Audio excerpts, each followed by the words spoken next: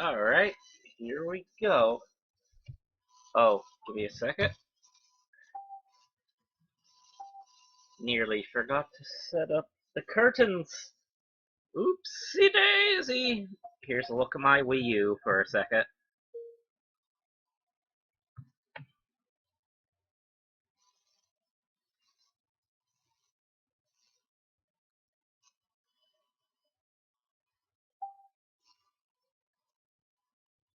Now you're gonna see how I got the green screen for the curtains, probably.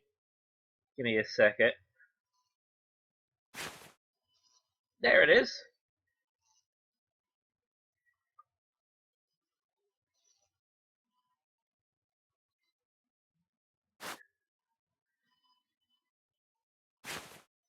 Just gotta make sure it shows properly. Damn you, IMGUR.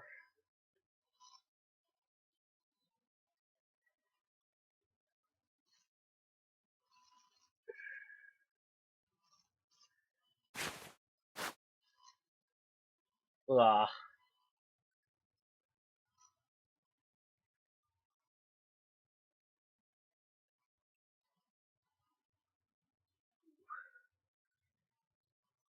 Typoed on Periscope. Good going, me. Alright, may as well just get it, like, set up. Let's see. What am I doing wrong here? There it was. Now close the curtain. Oh, wrong curtain! There we go.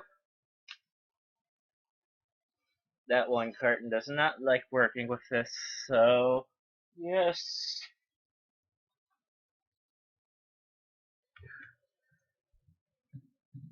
Alright, so side tube.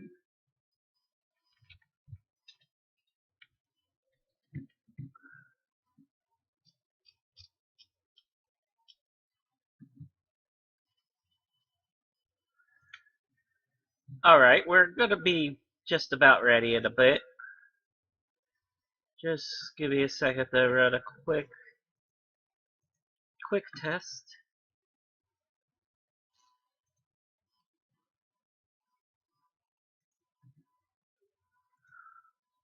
Alright, that's fine. Alright, we're good. Lucid!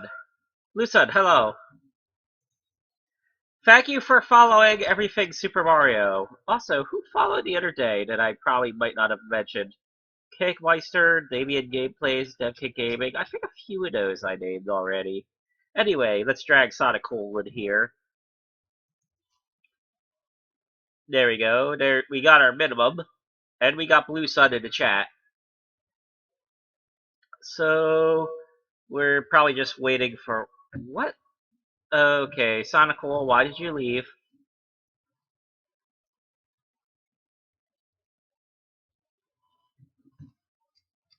Sonical. Oh, hi Riley. Yeah, we're just about ready to go.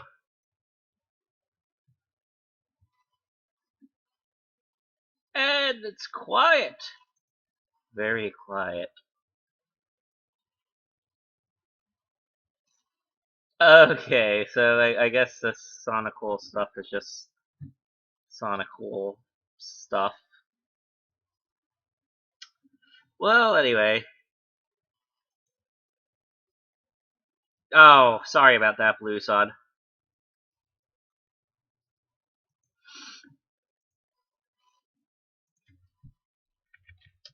Check. Alright.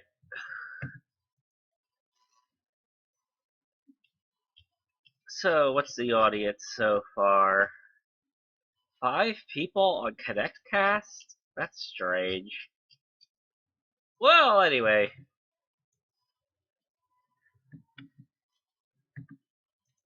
Let's try to call some attention to people.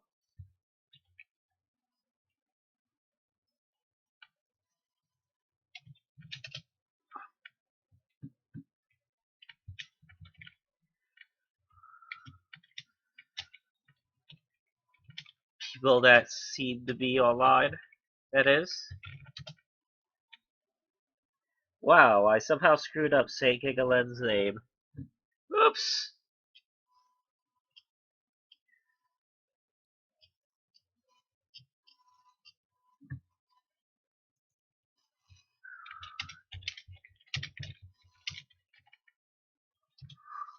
Oh.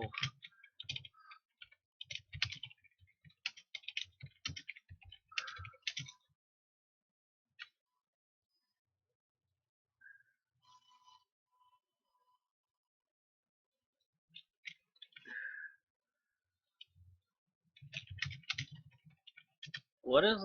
Oh, it's probably all that extra... Give me a second.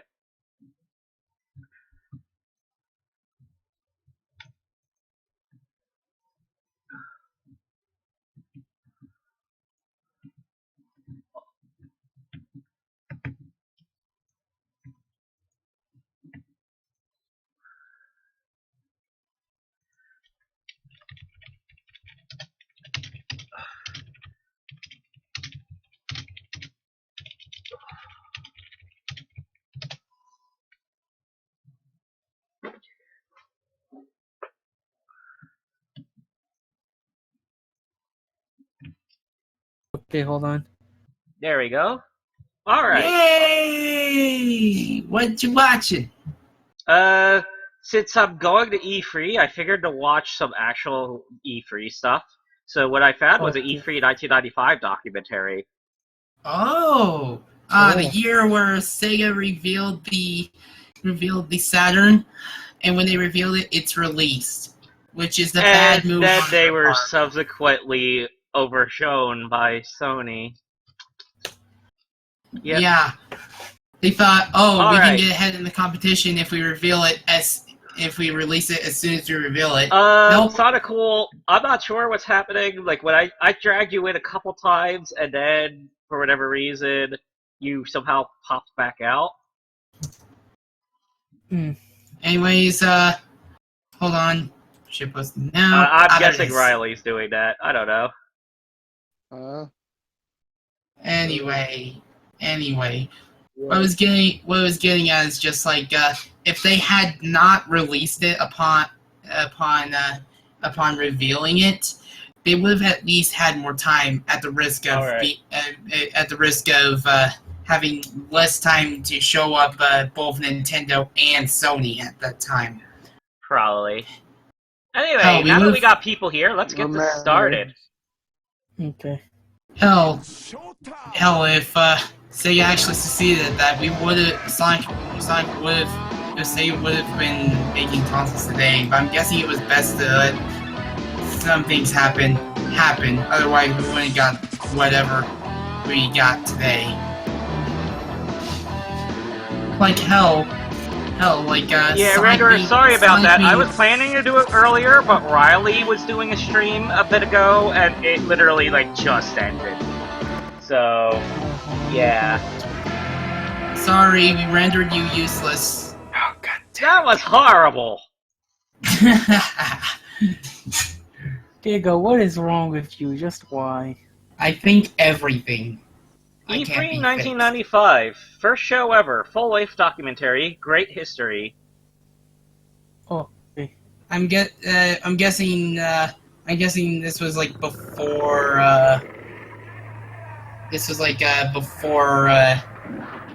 Wait, when was the first time Crash Bandicoot was? Oh boy, we're starting with the Jaguar! Yeah!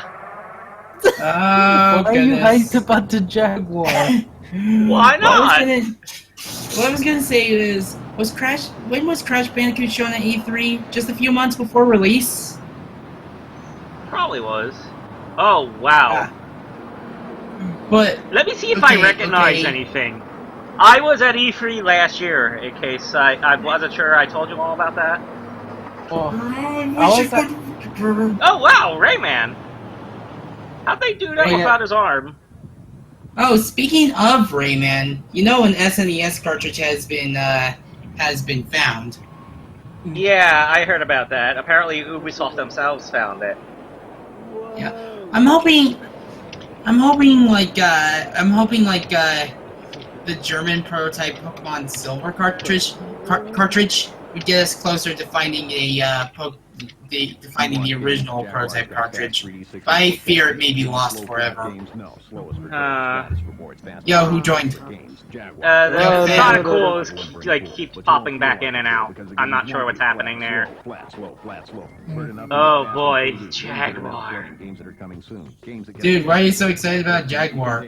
Sorry if I'm coming off as rude, though. Dude, when you watch old stuff like this, the stuff you really want to see is all the promotional campaigns for the failed platforms. The promotional campaigns. So you can. Oh wow, Jaguar E3 booth. Oh man. I wonder if any props from these still exist.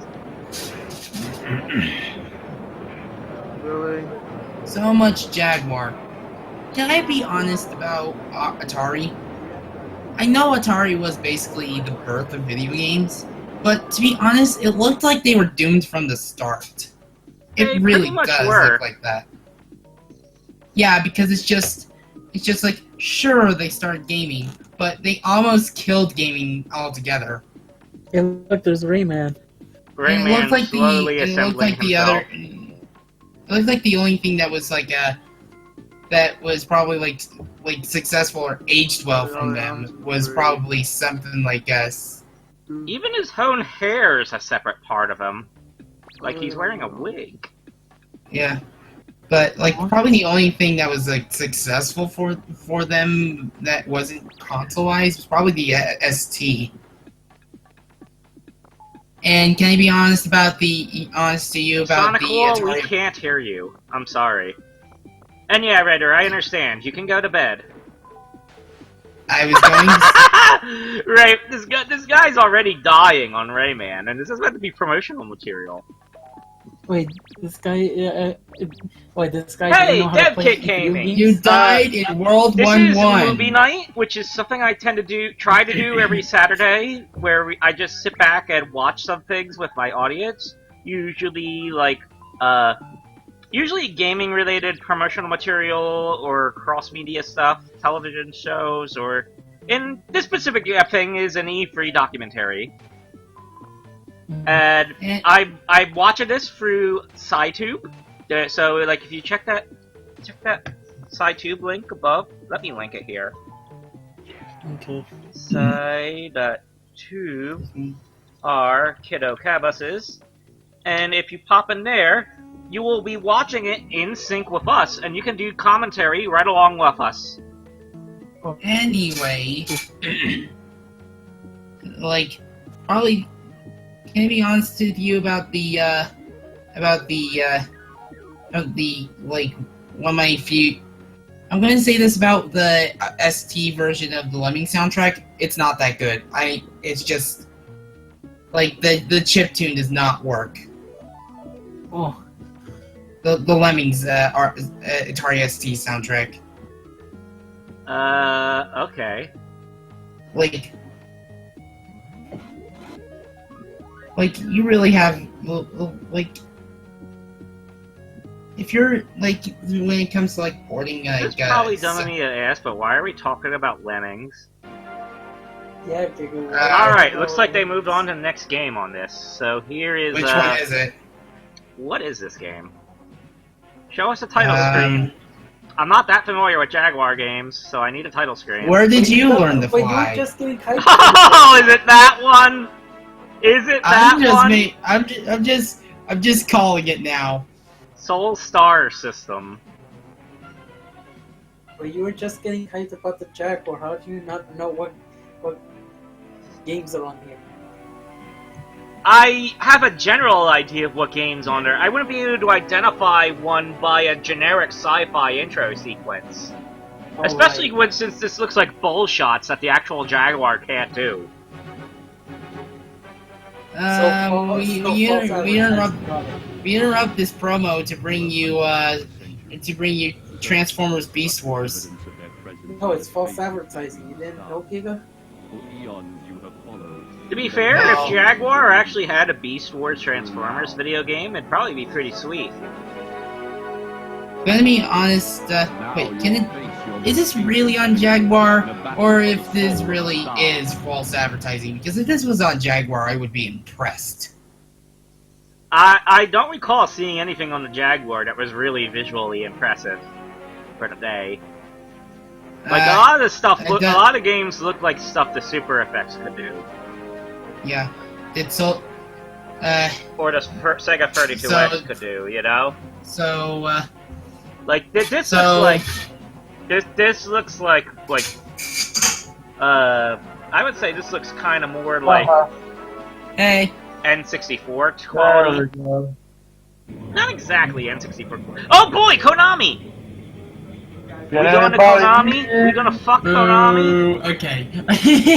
What is it? Is it a pachinko? Oh, there's Sega. Oh, more Jaguar stuff. Hello, Konami. Creator of my Wait, let me raise the volume on here. Executive Vice President of Marketing at Atari. I'm sorry, Senior Oh Vice boy! President of Marketing at Atari. This is an Atari guy. Let's hear what he has to Hey say. guys, look, Genesis! Can you tell us about what your past experience is in video game marketing? I've actually been with Atari in the original. It was late in Genesis' lifespan, too. Spent some time with them. Like, they were already developing another console. Hell, quote-unquote developing. The Kinect console was released. Wait, original at the time. was Atari always a Warner company? Yeah. Hollywood. I did not know that. Very big funding, very big expectations. And then they sold, I think Atari Games was under Warner Brothers. What I wouldn't be surprised if the were. Wait a minute. Well, clearly. Okay, sorry if I sound stupid, but is the Warner Brothers part of Warner, like Time Warner or whatever? Yes, Warner Bros. Is part of Time Warner. Okay. Okay, because I was wanting to know if they were the same people at the risk of sounding stupid, honestly.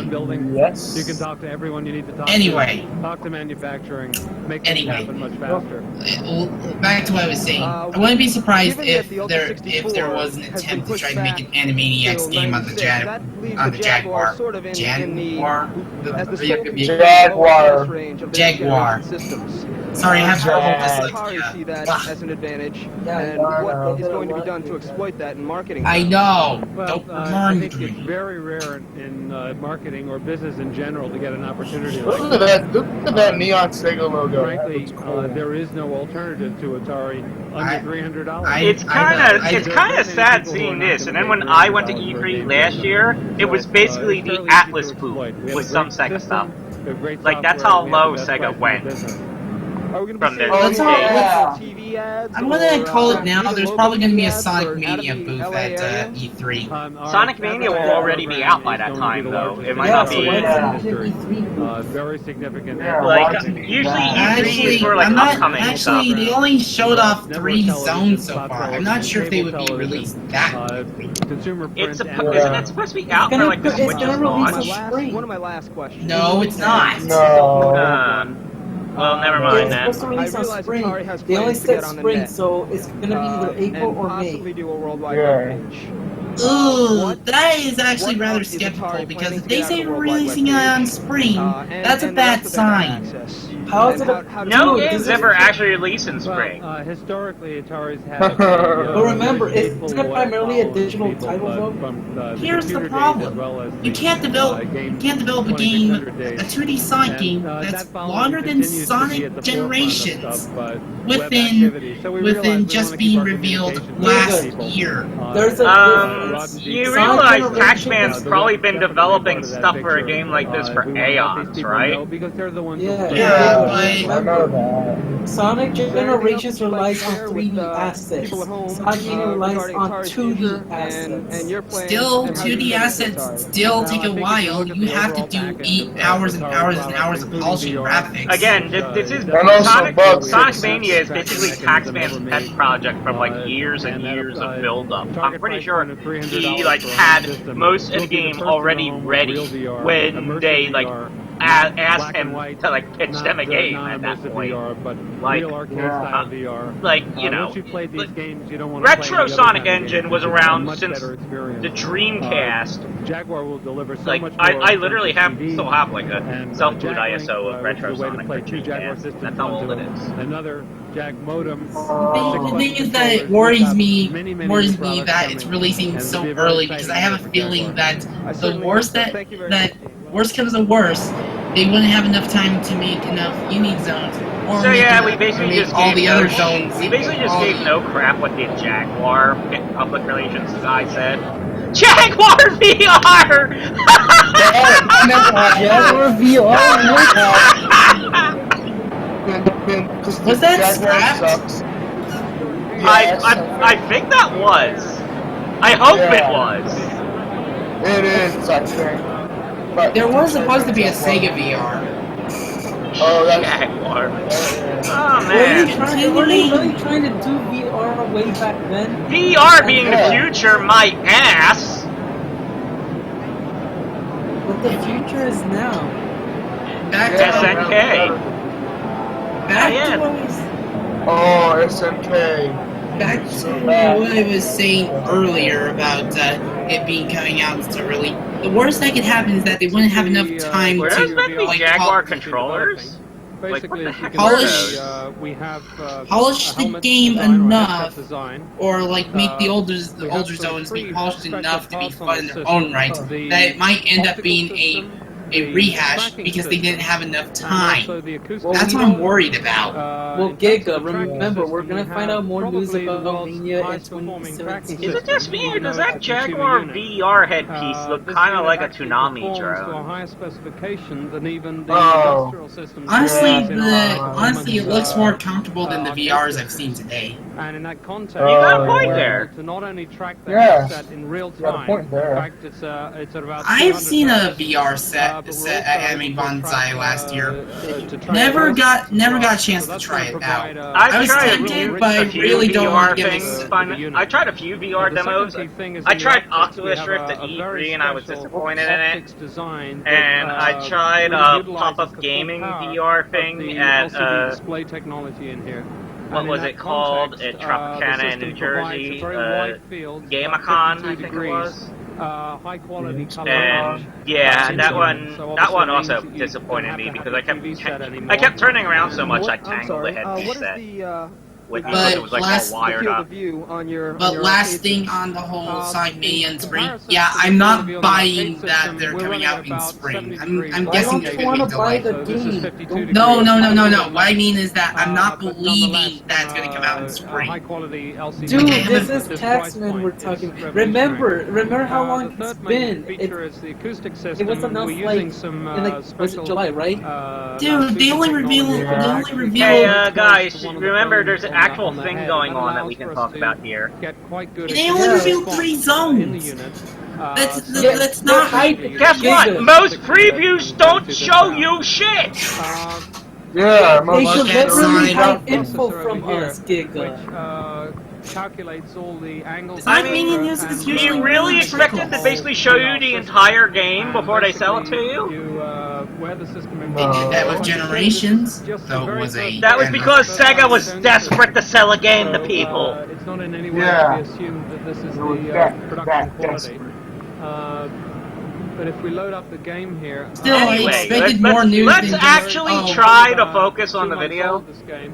But you'll see I know this is you all guys fast don't in give real two time, shits about the Jaguar, tracking but system you is. know, This is, maybe you can first learn game something. No, that it's the Soft Jaguar. And You as gotta you be can see, hyped about it. the unit is Yeah. extremely of course I'm not going responsive. to even And, look A at Ja- close oh, to do you not know what a Jaguar is? Yes, it's another failed console of the 90s. Oh yeah, I guess I better Just link, like everything link an article Atari about the ST Atari made. Jaguar. Atari made. Now Atari's So big yeah, what they're development. showing on screen now is apparently Jaguar VR, and if I recall right, that never actually came out. I know. There's probably a prototype of it floating somewhere. The processing unit works. Yeah, work in conjunction it would with be the Jaguar sweet if we could get one of Right. these. Yeah, we have Jaguar very VR. high performance. If someone PSP found the link prototype, between it'd probably go systems, for a fuck ton. And as I say, Yeah. the tracking system Like a in million here, Let dollars. me double check all Jaguar these, VR. little sensors here. The mathematics in this is taking Don't nearly check a year to Jaguar develop, just for the mathematics. It's just trying to So say some that, real rocket science going on no, here. it's text, man. One last. Alright, two last here's questions what for you. Wikipedia How has did Virtuality come to written choose about Atari Jaguar as their VR. platform, or did Atari come to you guys to see if you guys Okay, could do something for them? basically, you want Well, Sonic Mania basically, it was. No, I'm not really both saying companies that. coming together, I'm and, not saying that. I think we What were I'm very saying concerned is that in I don't reducing the believe cost that of they're going the to come out headset in. system, we were still going to keep I the don't cost of the believe that's box gonna be down released to an in the appreciable spring. level. And what you basically have here is a system that's, you know, Alright, $200, I will $300 send you a link plus to the unit, video. So under $400 the whole set. And this is the first time that we've been able to reach this price point. And yeah, if you ever Absolutely just want to see a critical. link to the YouTube To video get in of this unit itself, up feel into free the to ask me volume, how. to get the platform very spread. Glad to supply it. Obviously you need a There we whole go. product offering. And the Jaguar as a 64-bit system is the only product out there. $150 Jaguar, oh now my on the goodness, street. the It's British the only product out pronunciation there of with the Jaguar. necessary price point where the headset can be added. Did Atari even have notable British presence? I have to say, thank you very I much. think. I was trying to say is that I feel like they're going to delay the game. That's what I was trying to say. I'm trying to say that. Okay. They showed us Green Hill in Studio Optimus back in July. I remember Okay, when guys, they showed, stop arguing. It's gonna get pretty rough. Just stop. I remember when they showed the Garage Saloon, or whatever that zone is called. When did they show Trimmark that zone? Interactive. What's this? I think it was I'm late. not gonna. Oh, high voltage software. Oh, jeez. I think it was late 2016. At The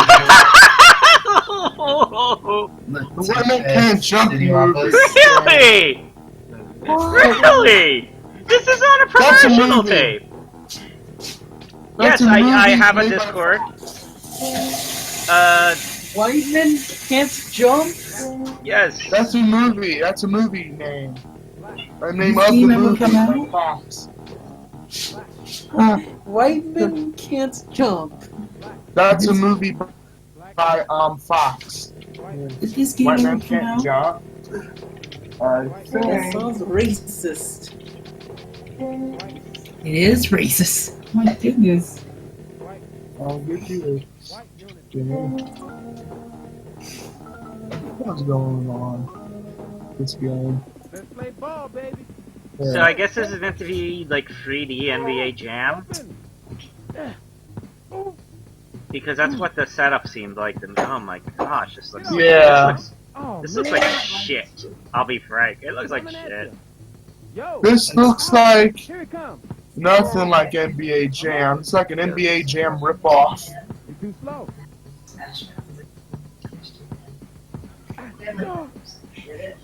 Were they too cheap to afford a second hoop? Jeez. Mm. Yeah, this game looks better than most games that were on the Jaguar. That's a sad part. That's a sad part. Oh, that noise. I once tried emulating the Jaguar, and the game I tried was Double Dragon 5, because I remembered the Super Nintendo version. And the Jaguar version of it, I could not control for shit. Like the Super Nintendo version played better. It was really sad. It helped that the Jaguar's controller is shit, and the stream is lagging on me. It's not lying for me. Well, again, if you... what? Oh, okay. Oh, it's Doom! Ow! Hell, hell, Doom! Oh. Is this for Final Doom on Jaguar? I think it is. What was No, it's just regular Doom. was But Jaguar? it doesn't it's Jaguar Doom, but doesn't have the music. That was an interesting take on advertising Doom. Air cars, Yeah. midnight entertainment Air groups. What did? Huh. You know, watching old video game promos make me realize how many software developers have come and gone. So It many is still names that are around. just like there from the time period. It is still around, but owned by Bethesda now. Hey, can I say something about Jaguar Doom? Like, or anything Oh, on this Jaguar? is exactly what I think of when I think of how a Jaguar game looks. Oh, yeah. Anyways, Oh my god. why? Because looking at the Jaguar E3, I'm questioning how many of these games were ever released. Oh wow, DevKit Gaming actually has a Jaguar. Primary target destroyed. Radar jamming activated. I need to hear more about this. I know the Jaguar's model is used for A long time ago when I was young. Wait, Yeah, you yeah. have a CD add-on. Does it work? Do you have a functioning CD add-on? If it does, then If he does, then it's like, whoa. You know what I mean? yeah. Is there a way to fix the CD add-on, or just no one just gave a shit? No, ABGN tried it. An ABGN episode. Wait, it works? Wow, DevKit Gaming has a functioning Jaguar CD. In a way, I'm jealous. Even though the platform sucks, I'm jealous. Yeah. It was. Hey, what console is always late to school? Atari. Atari. Uh, Atari. Reactive armor installed. It's that.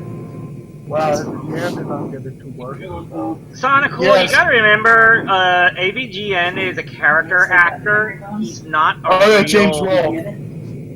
James Like, Wolf, okay. Well, yeah, but I mean, like, when he does AVGN stuff, he is a character actor. He is not, like... I know that, it's like, Hey, sorry. hey, what bird Marley, has shut up and... Oh What my bird? gosh, the game choices! The game James choices! Barkley, shut up and jam. It's like, What is this? really? Shut up and Shut up jam. jam. Just shut up and jam. What Just shut up and jam. what bird has blast processing? The Genesis. Seagull. Sego. Shaker, you and your puns. Why do you bring your puns here? I don't know. What did I do to deserve hearing your puns, Giga? Giga. I think your punch drove Riley away. That's kind of unfortunate. No, the arguing might have drive her away, I think. What is this? Mortal Kombat but with basketball? I don't know. What? That probably didn't even go that long past character select. So Oh wow, those apparently- are the old E3 badges, huh? So apparently our Earth is made of 75% rubber. Rubber. Oh, wow. Rubber dub. So we 3D have fighting.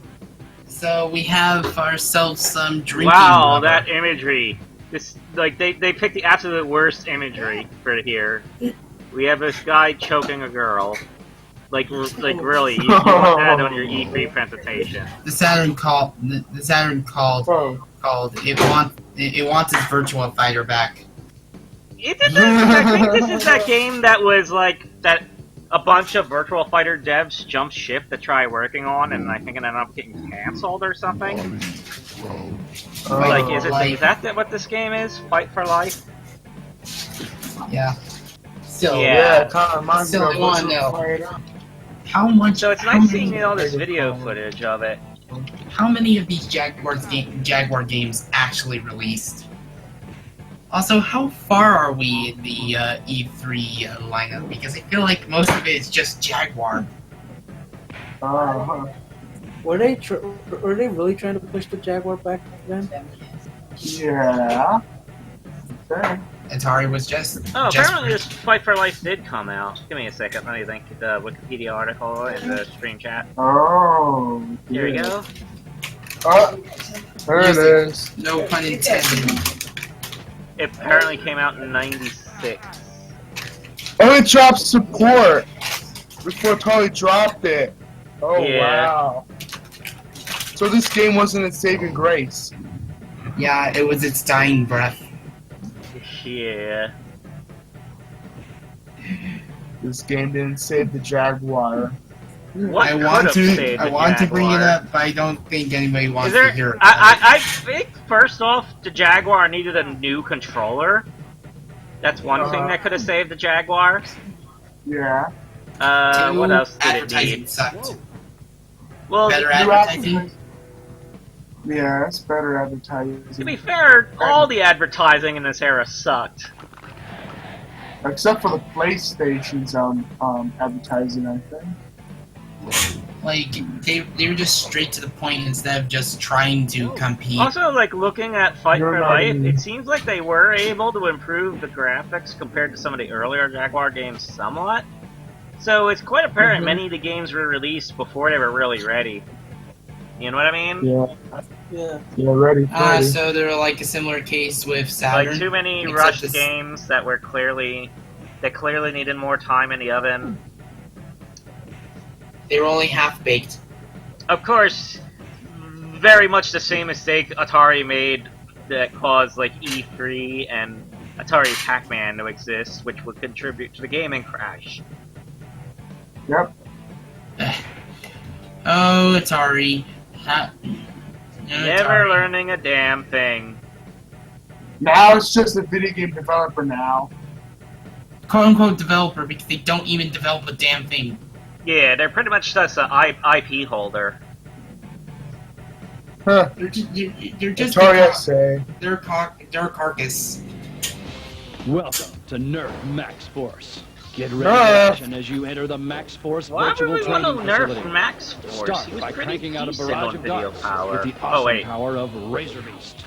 Or let them all fly with This the is an sawtooth and reload a E3 set of showing five. a Hasbro Come in product. pumping and What? start 'em jumping with What? the 4-barrel Holy box. crap, they were I edgy mean to be even fair, back this then. is the first E3. They may have Take not careful had aim with the enough laser-guided sight of video the game eye. stuff. Always I don't hit your know. mark.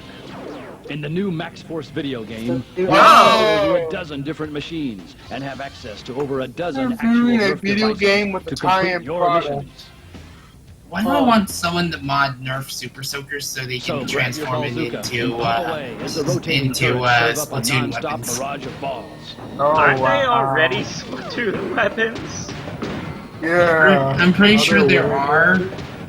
It's It's enough just power that they're to not turn a available in side America, support which unit blows. into a pile of recycled It's junk. Nerf or nothing. Dude, why aren't you firing faster? The You should have. You should Force go. video You should game. go Emperor Zurg up on this bitch. It's Nerf to the next power. Because that's too I like the "It's Nerf for nothing" slogan. Coming for Christmas 1995. Whoa, Christmas That was- '95. that was 11 years ago. Yeah. And did it ever come out? Not 11 years ago. What the fuck? That was 21 years ago. The I was born. I know how to. Oh, Scion! Cyan Worlds. I think this is missed. If it is missed, good. Oh, please tell me we're getting to the good shit in E3. Oh yeah, Cyan Worlds. It's certainly been on Jaguar stuff for a longer time than I expected it to be. This is the Yeah. Atari version of Mist, I think. They were really trying to push the Jaguar. Oh boy. Cyan. Yep. Mist. Cyan. Laser. Cyan. Laser Cyan. Mist. It's a good game. What? You don't get my joke? Because it's Cyan. Cyan Laser. Also, I think I had this game on PC. Never played it myself, though. Myst is I a have pretty. this game. This is a pretty famous adventure game, if I recall correctly. I have the PlayStation version of Mist. It was just not my thing. I have the PlayStation version of this game. Does this part have no audio? Like, there's literally no audio for the whole this part. You know, these No. renders don't look too bad, honestly. Well, yeah, if I recall right, all the renders are like pre-rendered CG. Pre-rendered. Nowadays, you got Real Mist, which does everything in 3D. Dude, kiddo, how far? Tempest 2000. Kiddo, how far are we on this? I don't know. Why is this being mixed in with black and white footage? What's the use of even trying? You can't. Oh no. New Tempest 2000. Hey, it's one of the only good games. Alright, we are 31 minutes into this. We still haven't stopped seeing Jaguar games. They really want to push that Jaguar. Do the math. No. That's sad. That's really sad. My name is Jim Marstow. Oh wait, it's 2 hours. Derp. And with me is the one and the only Jeff Minder from Lamasoft. Jeff, how you doing? Do the math? Yeah, no. The who from where? I don't know how to math.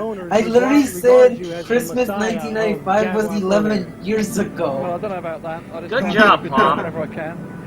Well, we're going to take a look at some of the What, stuff do you Jeff want a has cookie? done. And my favorite soft Actually, on the entire I show, can get a cookie believe it or from not, is not a game, Do but you it's want a actually dragon? the VLM. Okay, go ahead. You want a Virtual Dragon We've been Ball? hearing a lot about it. This is actually it. And let me tell you. Did he say that his favorite thing was a Jeff, you DRM? wanna show us I some of hope the he different didn't. methods What? or different modes Why that we would he have with want to? VLM? Why is his favorite thing a DRM? What? Because- Were they seriously talking about DRM this early? I think I misheard it. I hope I misheard it. If they were talking about DRM since 1995, that's gonna raise some eyebrows. Actually, Plum, the Satellaview was around in 1995, and that had Some DRM. of the stuff I saw at the show. Yeah. Some of the things that DRM I've been was seeing that today, cheap. I was like, wow. Yeah. Into a rights management. The VLM was It's too bad. It's Oh, too I bad think the he game- said DLM. into audio, Whatever audio that is. directly into Or the VLM. so you didn't have to play a CD. I was going to Are say they still about, talking about marketing that when the so CD you comes remember out? the time you talked about The Satellaview being on the Game Boy? Ah, yeah. Is done. Like, Whether Atari had will that do it, I don't actually know. launched They're and still was thinking about it at the successful, moment. If they don't do it, then I wouldn't be surprised if there were Satellaview distributed. Okay, so I guess we gotta start sending our letters now. Fender 2000. Like, that would have come out at a time where Pokemon was at its like high in Japan, and what they could have done with that was distribute How Pokemon far that are you way. with the 2000? Maybe. Yeah. Well, most of the backbone of 2000 is in. The tiling generated for the parallax scrolling backgrounds is in. The Sorry if you hear crunching, I'm eating Mighty Buddies. main sprite handling stuff is They in. can't The demo mode I've so got that would be like all the distribution legendaries they want to put out will need to already be in the game. A lot of it there. Yeah. The main reason they don't want me to show Like, it is 'cause like some they of the could have graphics like are handled like a placeholder GS graphics, ball so we through don't wanna that be rather than showing a it mobile when phone people service get that the like wrong failed impression. because It's looking very sweet, when it was 60 frames a released. second. Larger player Wow. You know, on the screen, that reminds me, scrolling why as well as can't, horizontal why scrolling. can't, why Great progress so can't, Okay, so we're still on schedule for fall release of the CD? I hope so. I'm going to have to work my butt off. Oh, but, what?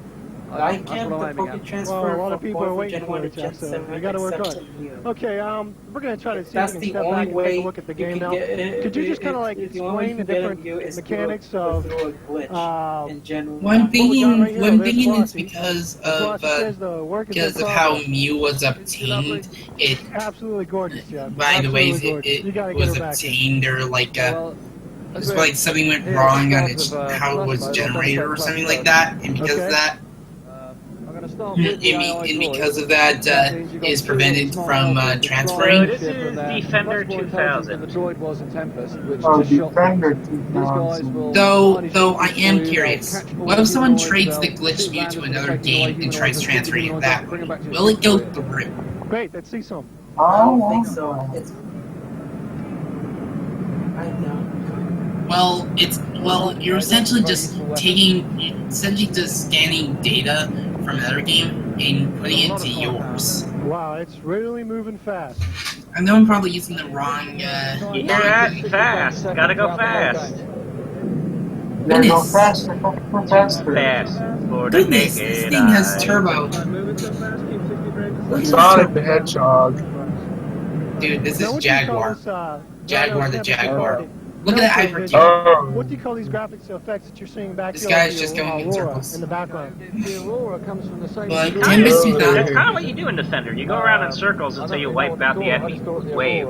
But basically, it's done To be honest, Tempest 2000 is probably one of the only good games on the system. At the bottom, Yeah. then scrolling it upwards whilst And speaking of only good games that are on failed system, what's sad is that one of the few good games on Philips CDI is its Port of Lemmings. Oh, Lemmings. And that had a goofy ass intro. Okay, for the Like, it's diehard not as people, goofy. It's not as goofy as Alright, say Wand of anyway. Gamelon, mode of but Defender. still. So, you're going off on weird tangents again. Giga, stop talking about Lemmings. Okay, now this Okay. this is classic. Too bad Defender. You Lemmings can is see now Sony. it's identical. Darn you, There's a time Sony. and a I can place remember for back to the Lemmings. early 80s. Of course, Darn I you, haven't played Sony. Defender in a You long time, but I know keep Jeff Lemmings in Hansen, he a has track or full-size point something. op back at his Sony. pad. I wish the IP was third party instead of Sony. Ugh. Absolutely, I don't know. but it's pretty Because much Sony at the time owned How long did it take you to Psygnosis. the original Psygnosis. game? Which they directly on the later Jaguar? closed down in the 2000s. It was really. Yep. It was just a warm up. It's a wipeout. Might as well get the classic one going Wipeout. first. On a system Anyway. like the Jaguar, I mean, it's just. Jeez, how much longer are we on the Jaguar? For a second there, I thought Okay, this we heard from this the man video was himself. 1 hour Jeff long. would like to thank you very much for Sorry. talking to us. It's And because we they can't really wait. want Maybe to push the sometime before the Jaguar. hour ends, they'll stop going about Jaguar. It's because here's Yeah. the thing, Giga. They really wanted to sell the Jaguar. They wanted to push all those units. They wanted every Cheap. household to have at least one. There's a sheep. There's a sheep there. Do the math. Yeah, hell no. Do the sheep, because there's a sheep in here. Yeah, There's a there's a sheep. I already said Christmas 1995 was 11 years ago. I need to write that down. Welcome to Kiddo's Nonsense, where we just watch bullshit and just talk about nonsense and just say nothing but nonsense. So yeah, Oh. Debugate Gaming. This kind of stuff tends to be what I do on Saturdays. On my regular days, I tend to stream games. Usually, like it depends. I'm like a retro game researcher, so I tend to look around for prototypes or new ROM dumps. I tend to play Satellaview, Sega Pico, and other weirdness. I didn't know you wanted Oh my Sega. goodness. I didn't know you wanted Sega Pico de Gallo. Fuck. I didn't even know that there's a Sega Pico of a game, of a TV show called Pekala. Jeez, I know that What? animation. Sega Pico Pekala? Oh yeah, Yeah. I uploaded that to YouTube a while back. Does no one here actually check my YouTube channel, which I use this Twitch stream to promote? I mean, jeez. I heard that. To be fair, you don't really advertise your YouTube channel that much. Well, yeah, but you know, it's my YouTube channel. It's got like 37K subscribers, and my videos tend to get thousands of views more often than not. So it's rather baffling when I go around my circle of supposed friends and they're like, they have no clue what I'm talking about. I know the one. But oh well, that happens all the time at this rate. Huh. That TV show Pekala is pretty cool. But I think one most. I like the show, but I think it's rather. But I think they play the tropes over. They play the character tropes on everyone way too much without them developing. I That's like one of the show's Great issues. Horror Show. Oh yeah, I've heard great things about that show. That show has the same animation studio as Pekala. Yeah, I wouldn't be surprised if they were the same people who made it. Alright, I'm gonna Do you finish know this. who I am? They call me Judgment Boy. Judgment Boy. If I was. Because we're still watching this guy go around in circles. Well, it looks like he died twice in a row, so we may be seeing it end soon. Yes, we're gonna end. Carbonated water, high fructose corn syrup, natural and artificial flavor, citric acid, sodium, preserves freshness, caffeine, gum arabic, sodium citric, and calcium, sodium to protect flavor, sucrose acetate, isobutyrate, yellow 5, blue 1. What water you're drinking is bad. I'm drinking Baja Blast. Is that Mountain Dew? Yes. Hooray! It's basically the Mountain Dew they push on you at Taco Bell. And it's good. Horrible stuff in it. Horrible, How many lives delicious. do they give you in this game? Because this guy died 3 times. Now he's died 4 times. Alright, there we go. Welcome to Baldies! What kind of game name is Baldi? There were no instructions when we had our feed from Baldies, but it does play pretty well. Like a cross between cannon fodder and lemmings. Ah! Haha! You got screwed. You said lemmings. How dare you? Fuck you, Giga! Just like, yay! Dude, Thank you screamed Giga. like freaking Chugga right there. Oh my god. The video is trolling me! I swear! Alright, I'm good, it's already over! You can not talk about lemmings now. Good. We're going Sega or Capcom or Konami. Come on. Hey, you Sega, come here. I want your Sega. We must stop the evil war machine that's crushing our cities. Oh no, not another Jaguar game. Darn you. I'm trying. Hold on a second, I'm gonna grab myself some food. Only on the 64-bit Jaguar. No, you're not 64-bit.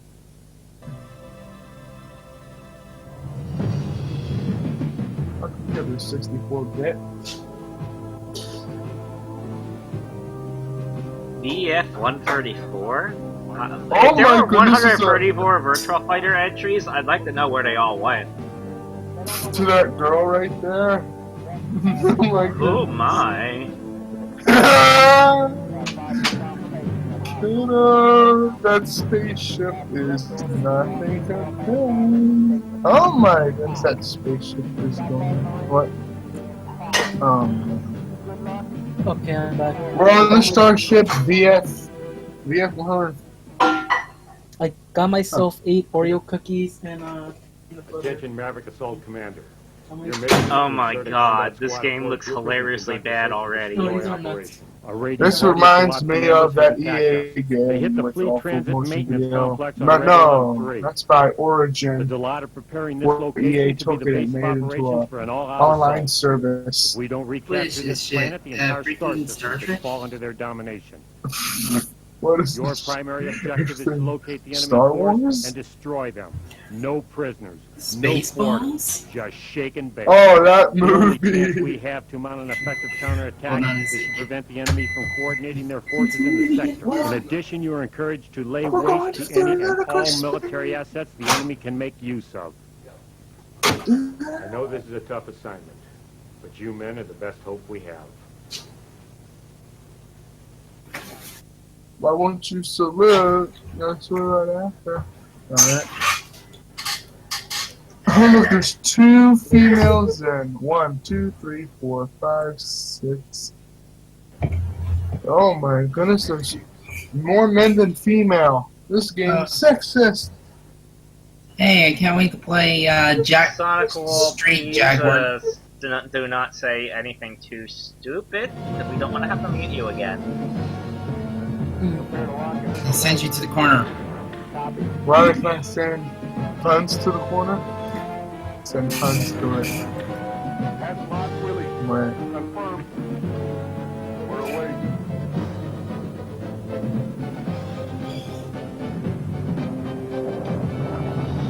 Okay, what's going on here?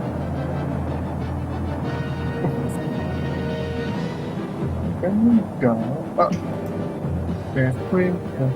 Where did you learn to fly? Oh no, not that game. Where did you learn I to don't think fly? this is that game, please. No, I don't want that game. I'm getting readings on my rangefinder. See, now I'm trying to imagine those photorealistic live-action humans on this weird 3D planet. It looks so jarring. Yeah.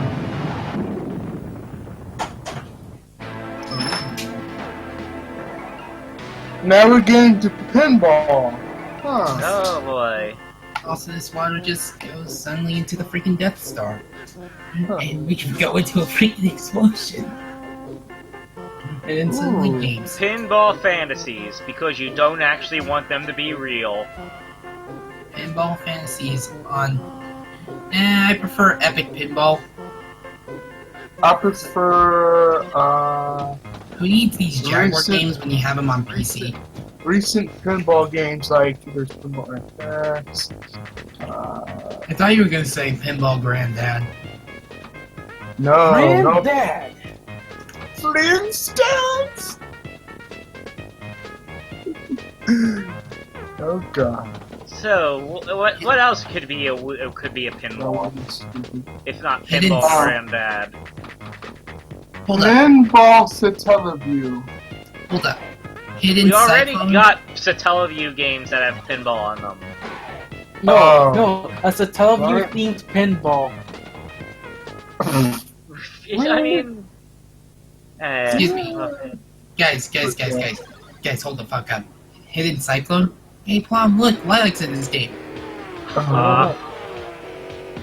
I'm actually surprised you didn't suggest Pinball Lemmings. Dude, there's already Lemmings Paintball. I don't Paintball or pinball? Paintball. The isometric,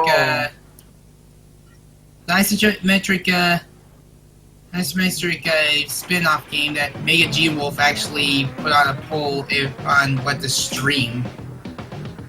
Huh. So yeah, the guy playing this clearly stinks at pinball. I could play this game. You know, why can't they just, for the promotional materials, why can't they get people who know how to play video games? I know how to play pinball. You'd be surprised how difficult it is to find people who actually know how to play video games at E3. When I was at E3, This is IGN back then. let me try to remember a certain E3 booth I was at. But yeah, there were, I can't remember the title, but there was one particular like indie game that I tried out, and the guy that was demonstrating it was actually impressed that I kept trying to play until I got better at it. You know what I mean? Oh man, guys! Apparently that's a rare quality This at game is making me E3. want to flip out. Oh my god! What is this? Did I just stumble into a edutainment network? Why are these naked rainbow things riding these volcanoes? No! They're pyramids. They look like freaking pyramids. Pyramids don't blow off steam. They're volcanoes. Or I think, what is it? Geysers. Yeah. What Geysers. is this? It's a work in progress game. Were they just so... like, they were just showboarding these games in for the Saturn. Someone was high This on may very well end up being 2 hours of We're here with Tim Jaguar at this Huntsman from rate. Beyond Games. They're developers that are bringing us Ultra Vortex and eventually Battle Wheels for the Jaguar. They really want to push we the just have a few Jaguar, questions didn't for they? Tim regarding Ultra Vortex. I think Now, I think it would be Jaguar. everything else Tim, first on question. the next hour. Ultra Vortex has been in development a Ultra long time, and a lot of Vortex? people are Vortex? asking I'm why. sorry, but the Ultra It seems like 54 we've was done better. for quite some time. Which is now called the We just wanted to know what N64. were the improvements that you've Wah, made to make it that much better.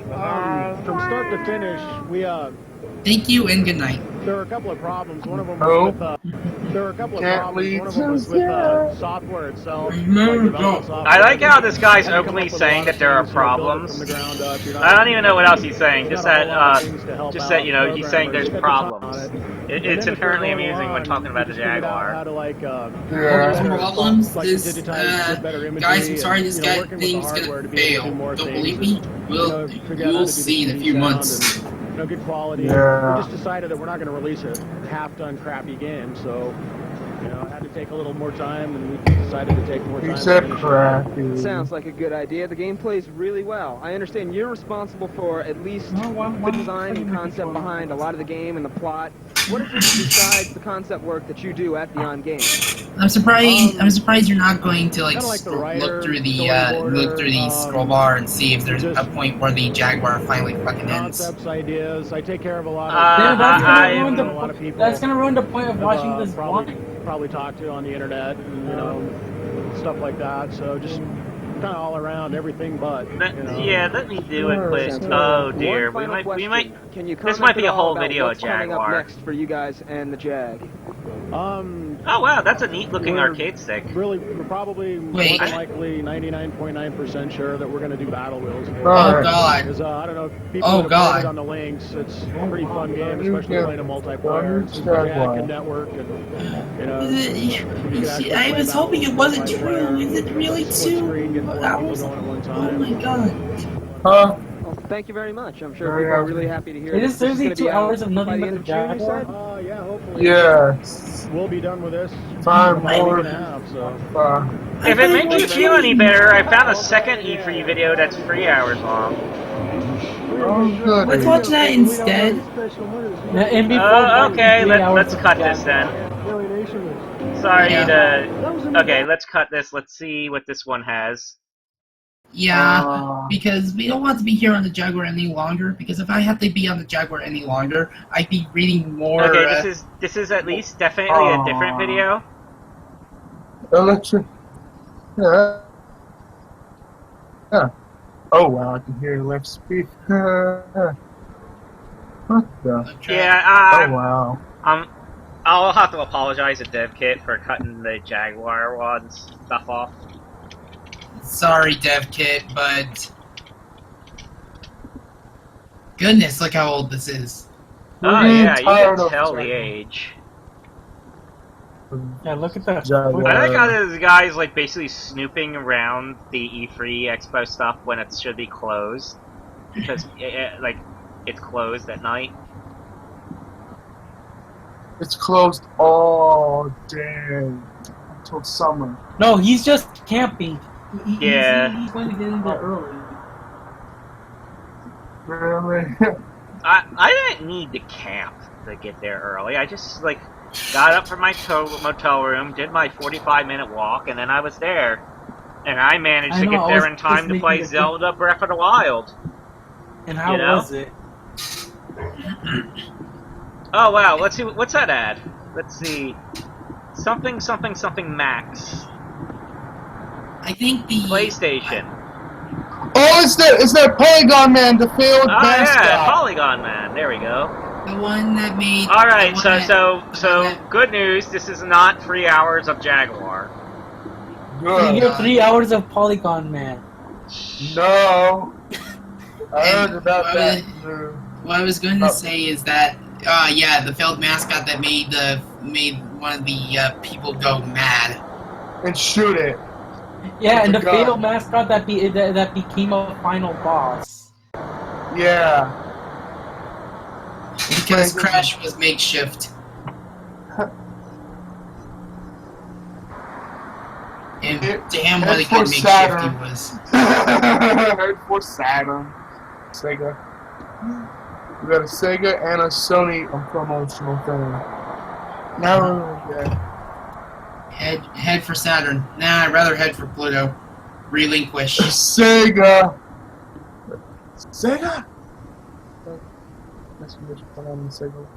I'm surprised Head for Saturn doesn't look like a lewd slogan. Oh no. Considering if it were, it would be stuff. If it were, it'd be It'd be thrust Someone to needs moon. to translate that. Oh Sega boy, a keynote. Sega keynote! Oh boy! Yay! What?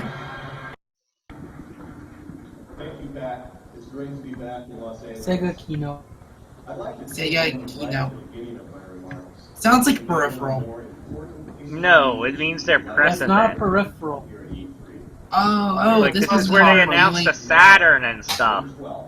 Wait, Yeah. at the time, they announced the Saturn when it's released. They announced a surprise US launch of the Saturn. Yeah. And then they just released it. You know, the Sega Saturn is like diarrhea. It was quick release. Diarrhea. What? Quick release, like, I don't know. The Saturn waited out a bit until there were, actual good games to play on it. Yeah. I think the Saturn had some good games in Japan by now, but that was Japan, and you know how Sega of America dealt with many of the Japanese Saturn games. Yeah, Sega was pretty shitty during that time. They shot themselves in the foot big time. What I was gonna say is, you wanna know what Kingdom Hearts 3 is like? It's like constipation. It still hasn't come out yet. What do you mean constipation? It hasn't come out yet. To be fair, like Kingdom Hearts 3, like Squaresoft fans have waited longer for games. They waited for Final Fantasy Versus 13 for over a decade. Yeah. How about the remastered of Final Fantasy VII? At least have hope. Final Fantasy 15 came out. Yeah. Yay. Honestly, I was just expecting that thing to just be like freaking dead. Wait until the remaster of Final Fantasy VII comes out, then you'd be like, I'd rather have a remaster of Final Fantasy VI, to be honest. Yeah, remember, Final Fantasy VII it's getting a remake, not a remaster. By the way, the audio is a bit low on this video, so I apologize if no one can actually hear what this guy's saying. Behold, we're announcing that we're making Sonic Extreme. Years later, yeah, you canceled it. Wait, did they actually tell us Sonic Extreme here? I don't know. I'm just calling it. Some of the elements of Sonic Extreme went into law. Myths are meant to be busted. Like I was gonna say, because have you seen what the Final Fantasy VII remake is gonna play like? Original. I can vaguely remember. Wasn't it like an action RPG? Yeah, it's like Kingdom Hearts and I think Final Fantasy 15. I think people I can just feel the salt of those purists out there. Yeah. The ones who just want to be like exactly 1-to-1 outside of the HD upgrade. Yeah. Like, that's just gonna... I just feel like that remake is going to divide people. It's like... PC myth. Huh. PC myth. Multimedia PC sales. But there were going to be dev kits for the Saturn. Oh.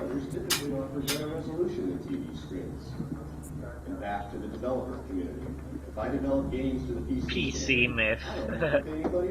like there's good it's just like was there going to be a freaking IBM Windows computer that's meant to be a dev kit for the almost said Switch for the Saturn? The Switch came out when it came out. 10% of U.S. households own a multimedia PC. Man. Look at those houses. What would a multimedia PC by that standard be back then? 30% of U.S. households own a game. Oh man, these outdated statistics are here. I remember. What are the statistics now today? I remember owning a Windows 98. I can't remember if it was 98 or 95. I remember owning my parents getting a Windows, I think it was Millennium or ME or whatever it was called. Windows ME, that's a horrible version of Windows. Yeah, that was from my parents got like a long time ago. I know We my had dad. we had that desktop for like I think like a little more than half of a decade until it finally shot itself. Yay! What I was gonna say is, I know my dad used to work at Packard Bell. Huh, Packard Bell. Oh wow, that goes back. Yep, he still has a T-shirt. Oh, Wow. nice. Wow, you should keep that T-shirt. I think it's somewhere in the house. I do want to own myself an IBM Model M keyboard, and then just use a PS2 to USB, be like a converter, so I can just hear those satisfying buckling springs. Oh yeah, buckling spring keyboards. Because it's just when you type a bunch, it just feels cathartic as all hell. Sound like Yeah, only it only has that distinct click that you just can't get enough of. did you hear me type the keys? Yes, I heard you. Indeed. My keyboard's from an E-machine. Oh, E-machines, those go back. Indeed. But my computer's not an E-machine, it's a custom built. Slide that baby into the slot.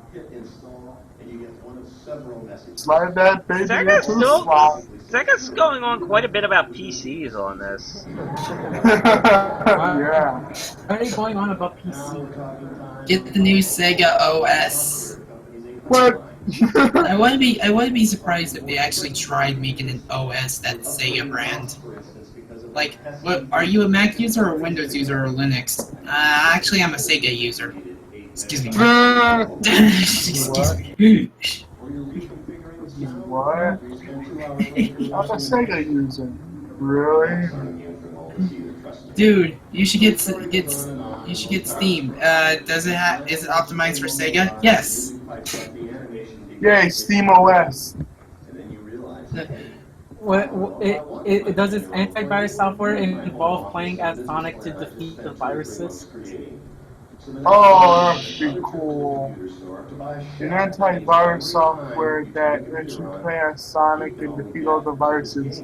If you don't, well, your computer is screwed. Well, yeah, but if your computer gets screwed, then Ryo Hazuki can avenge your computer's death. He's gonna find the e-sailors. Sega Satan Shansuro. Or Sega Satan Shansuro. Hey, what phone do you have? Oh, I have a Sega phone. That only plays Sega Satan Shansuro's theme music. No, that's one of my ringtones. What if there was a Nintendo operating system? Oh, you got the mail. The fucking mail, and then we make Kirby the freaking anti. Guys, I'll be right back in a bit. This video is gonna be a while, so I'm gonna need to lay down. Yeah, you know what? Yeah, well, what if Kirby was the antivirus software for the Nintendo OS? Kirby just beats the shit out of the viruses and sends them flying. Yeah, but you know where I'm going with that, right, Giga? I know, the freaking computer virus fight. Yes. That's how we defeat them. That's it. It's just like Kirby's taking care of them right now. Oh wow! And you can actually level up your Kirby, so that way it's easier to take down more viruses. By updating its database. You just add King Davy and Meta Knight to it so they can beat them all up together. Yeah. And put Bandana Lee for safe measure. Yeah, Bandana Lee. Bandana Waddle Dee. I remember when my antivirus software was being vast, and whenever it updated, it scared the fucking shit out of me. How? Virus database has been updated. It's like so fucking loud. There's no way turning it down. It's just like boom. It's just like. Oh wow, yeah, that brings me back. Virus database has been updated. It's like so fucking loud too. I remember AFOS using the text-to-speech voice saying, Virus database has been updated. Now they use a pre-recorded girl saying, Virus database has been updated. But still.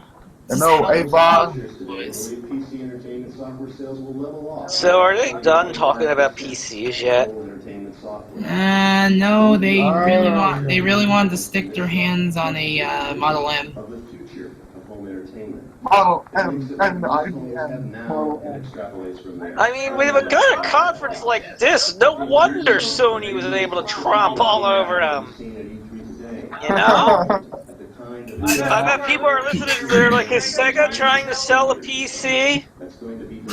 Are we gonna get the Tetra Drive in America? No. What if there was a PlayStation OS? Well, that'd be awesome. Well, PlayStation actually had Linux. Oh yeah. I mean like an actual PlayStation OS, not Linux. Hey, what phone do you run? I run Sony. Is it a Android? Is it a Sony? Is it a Sony Move S3? No, it's an S7. It's not the Note 7. It's the S7. The Note 7 is the one that had the battery issues. Oh man, Samsung's head got arrested. Darn it.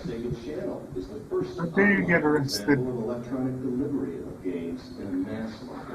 That was not random. That was just real news. The future of the Saturn. Future of the Saturn, and then their presentation is blank.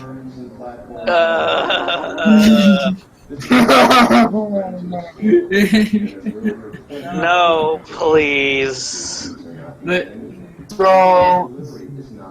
Don't do it. You just have Sonic reading Saturn patch notes. No Saturn news, and it's just like still blank.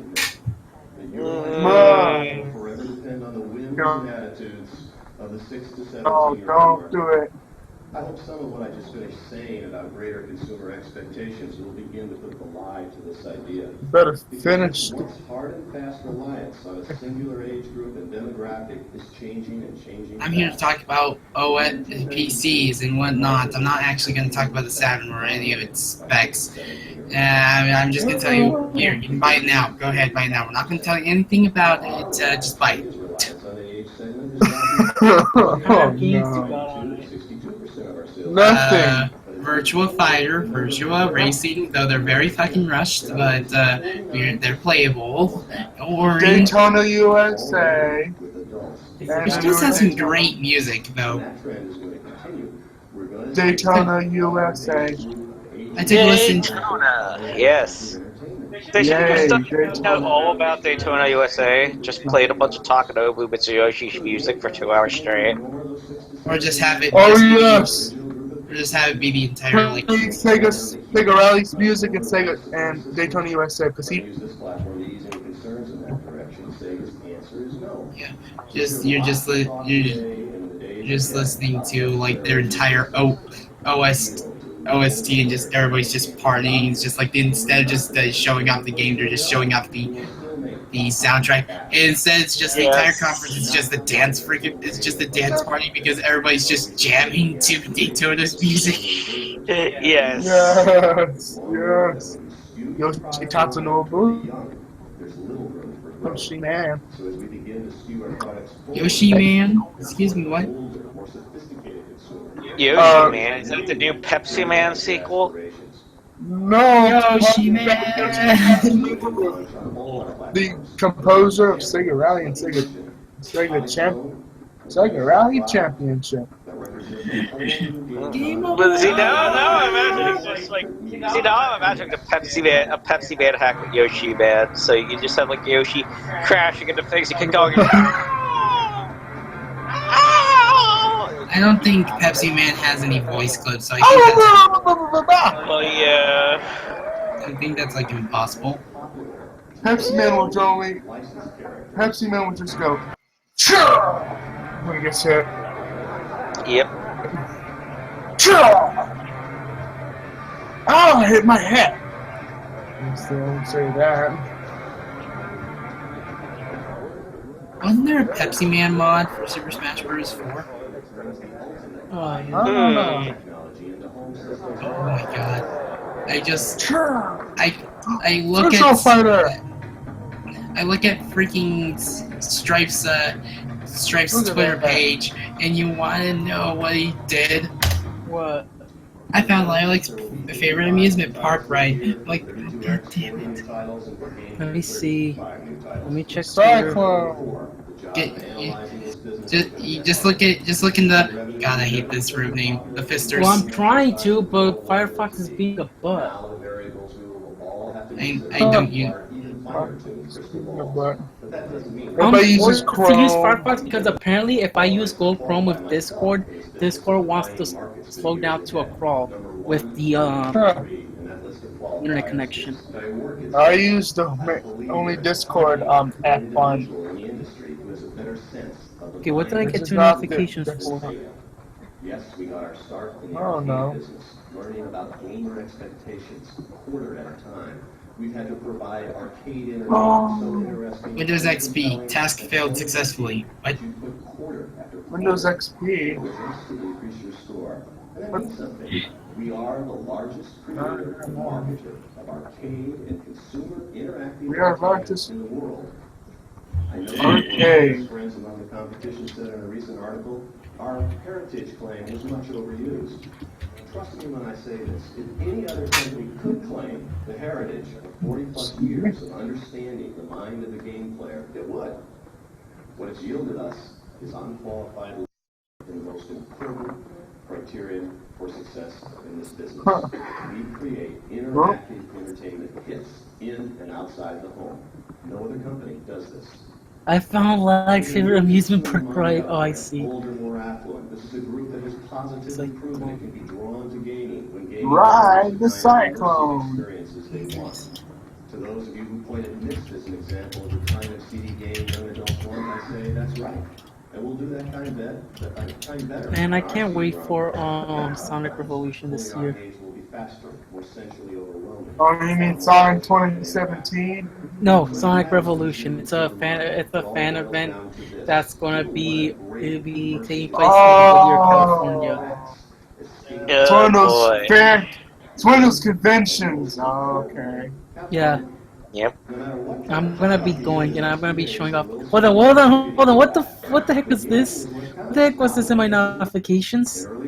What? Hold I on a didn't do it. second. Oh, no, I see what this is. No, I saw what this is.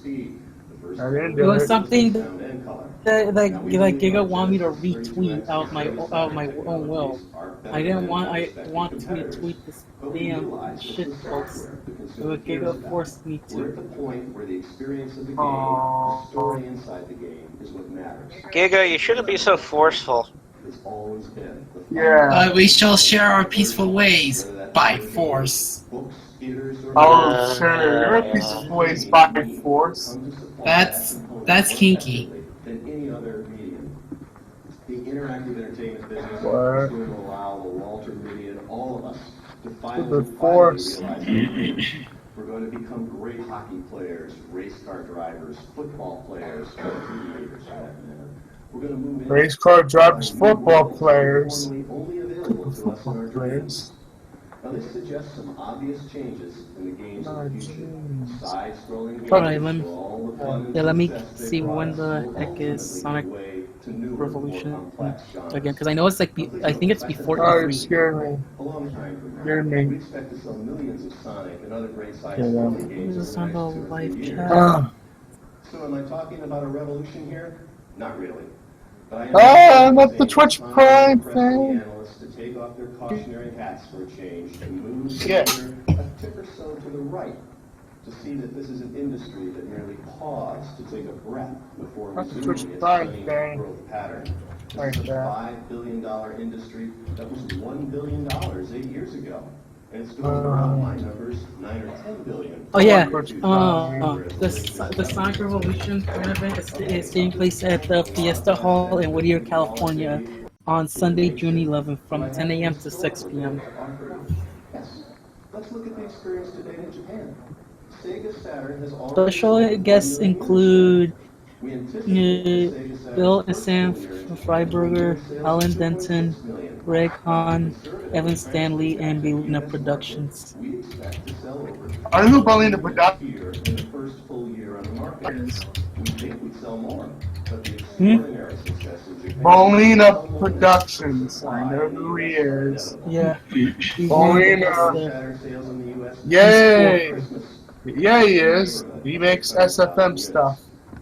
You may have seen some argument in the trade press between Sega and Sony about who sold the most in the Japanese market. Well, we did. Oh, Sega and Sony, ooh, rivals. The sales figures go way beyond just who sold more in one key Asian market. Together, the sales are fantastic. They mean a broader market than we've ever experienced before. I'm gonna see if I can register as a guest because I am gonna show off one of my games there. And I don't know why I closed this because I was gonna share the page to someone. Oh, you're gonna be showing what is a multiva? Oh god damn it!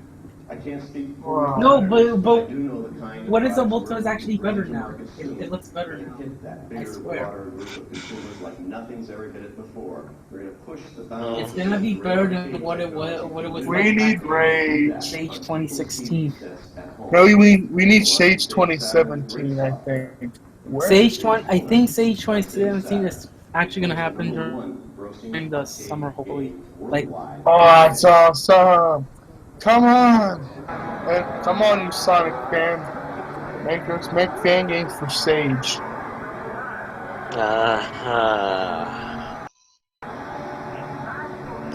Oh, Daytona!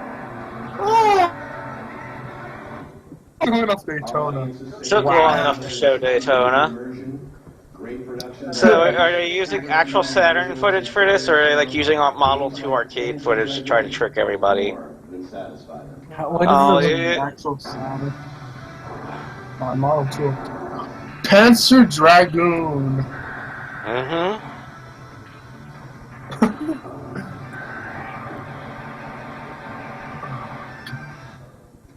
And now, with the help of my able and charming assistant, Tim Dunley, let me show you what a top arcade hit worldwide looks like on the Sega Saturn platform.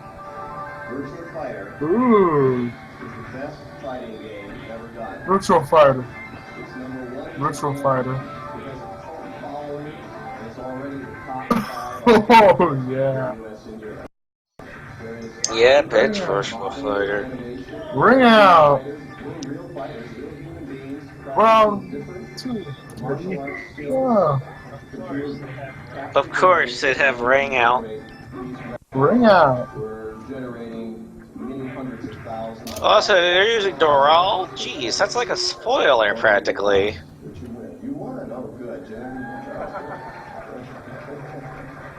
Look at that Sega Saturn, I go. And that product on Saturn looks as good as it does in the arcade. And here's a quick look at some of the other Sega Saturn games consumers will be... Sega Saturn logo. Not the Japanese Sega Saturn logo.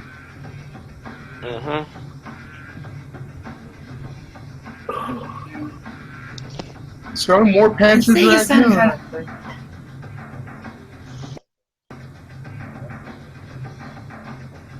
Oh. More game footage. Oh, Daytona.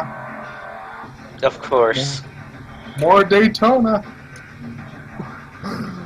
Oh man. NHL hockey. Oh. What? It's in private. What is it? Clockwork Tower. No, Clockwork. What is that? Not Clockwork Knight? Yeah, it is Clockwork. Clockwork Knight. Oh. Worldwide Soccer. Oh. FIFA's much better. Missed on the Saturn. Yep. What Better platform than is this not mental on at this rate? Jeez.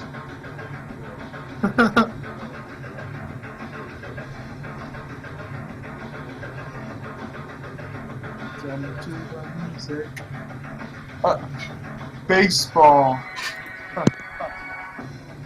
Yep, baseball. It's not MLB baseball, but it's Bug. Oh, that game's on the PC as well. The PC version, where Sonic, you can run with Sonic. Now, those games are either bugger. Here's one that isn't done. Bug. Will be ready. That really bugs me. Bug puns. Whoa. Wow. Look at those stunning graphics. No. Excuse me, did you just enter something that says no entry? Okay. Yep. Now, I don't want that game. You know, every man loves to enter something that says no entry. So I want to Insert know lewd joke here. Young adults aren't going to find games appealing. No. In fact, I believe everyone will find games so irresistible. I am not trying to make a lewd joke out of that. Please. More than 100 third parties are now developing Sega Saturn software for 1990. Alright, so checking the viewer list on Twitch. Gigalem, Plum, and Sonic Super Brony. Wah, wah, wah. Oh, there's the American logo. Well, thank you for coming in, Devkit Gaming. Hope to see you again. 100. I'm sure my competitors, well, in due time, will be showing similarly engaging experiences that are going to be on your TVs. The kind of technology under the hood of every Sega Saturn will deliver the leapfrog forward Sega Saturn. Sega Saturns employ an orchestra of engines for that leapfrog result. No less than 3 Apache 32-bit RISC processors are used for the main power. 2 video display processors generate character and gameplay images and background graphics. A custom sound chip and a digital signal processor yields up to 32 voices in CD quality audio. Oh, 32 voices. The fact is, parallel multiple processing, such as running on Sega Saturn, makes bit counting an obsolete exercise. If you want to play that game, you could say Sega Saturn's a 128-bit system, but I won't do that, I promise, because gameplay, graphics, speed, control, sound, and game design, all yielding magic, not bits. Gameplay will be evaluated on the magic, not on some technical notion of bits per dollar. And our marketing will exploit that. The full thrust of our marketing efforts will be directed to make the consumer know I want to see your commercial, Sega. When playing Sega Saturn. You and the consumers will be hearing a lot from us, and a lot from everybody as our business approaches this new level. In advertising, for example, 1995 direct marketing support. You mean direct marketing support that pissed Walmart off? Really? Yeah. Walmart was pissed so much. $100 million of that $250 million will be from Sega. Oh my goodness. Will be from Sega alone. Oh my goodness. I don't know. Walmart's pissed at Sega. By the big retailers, such as Toys R Us and Walmart and Target, the figure below Actually, I was in the night. After 95. Details about one of the more obvious component explanation of our marketing plan. But I hope you'll forgive that at least some details about one of the more obvious components of the plan are added obvious and, well, occasionally shocking. Whoa! Sega! Also been honest and genuinely funny. Very Sega. Enough sense of product so that darn Sega yell. Also, stream is lagging. We were just preaching to them. Oh. Yeah, it's probably just a connection, a hiccup. In fact, I cannot Yo, dog. Yeah. A closer connection between successful It's not my successes. Look at that dog. We're not backing away from the challenge. Do you want that dog yelling out Sega? Even closer to the edge. I want a dog that yells out the word Sega. This is not going to be a simulation of games. I'd like a Sonic the Hedgehog. Sonic the Hedgehog. Sonic the Hedgehog. This kind of gameplay will induce. And the Sega choir. No. No. Such a desire for the games that they will literally sell themselves. Here's a 60-second Sell themselves, huh? We'll see about that. Welcome. Oh yeah, this commercial.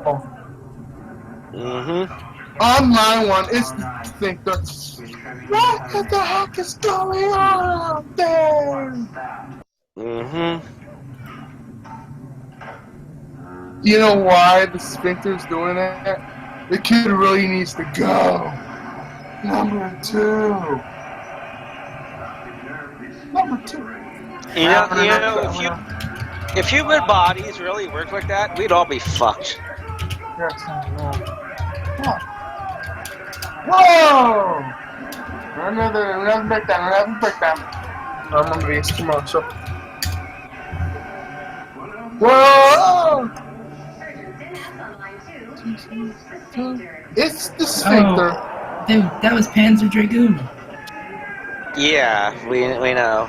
It's a Panzer Dragoon stuff. I remember that.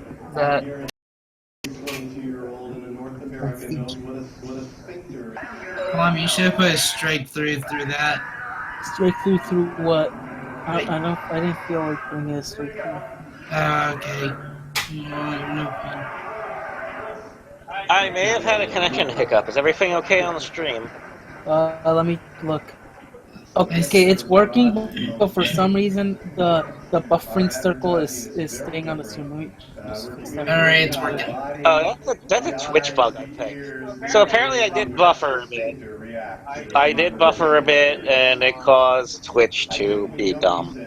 It caused Twitch to die. Basically.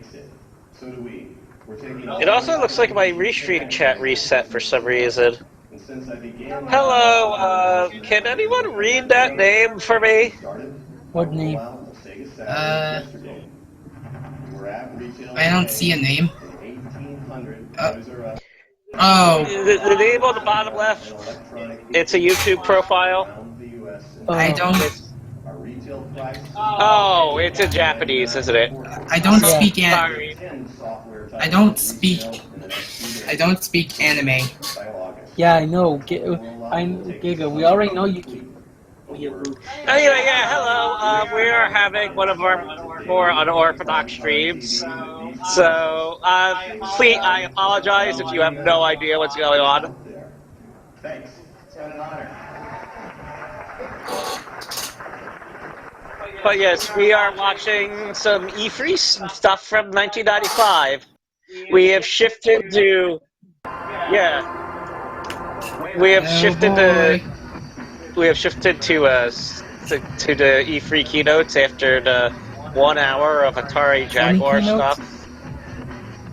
Yeah, because we were getting tired of them constantly pushing the Jaguar on us. The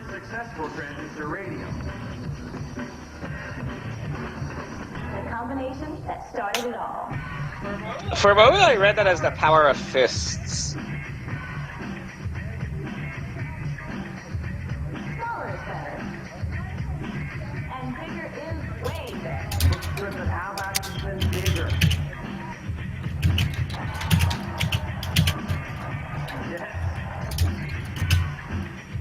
A movie the size of a paperback. Roll tape. The world's first single gun color TV? What? Jumbotron. Let's play. Oh my god. Oh my god, Oh, the I first get it. Let's It's Player a was history of their inventions. They invented the Let's Play? Oh no!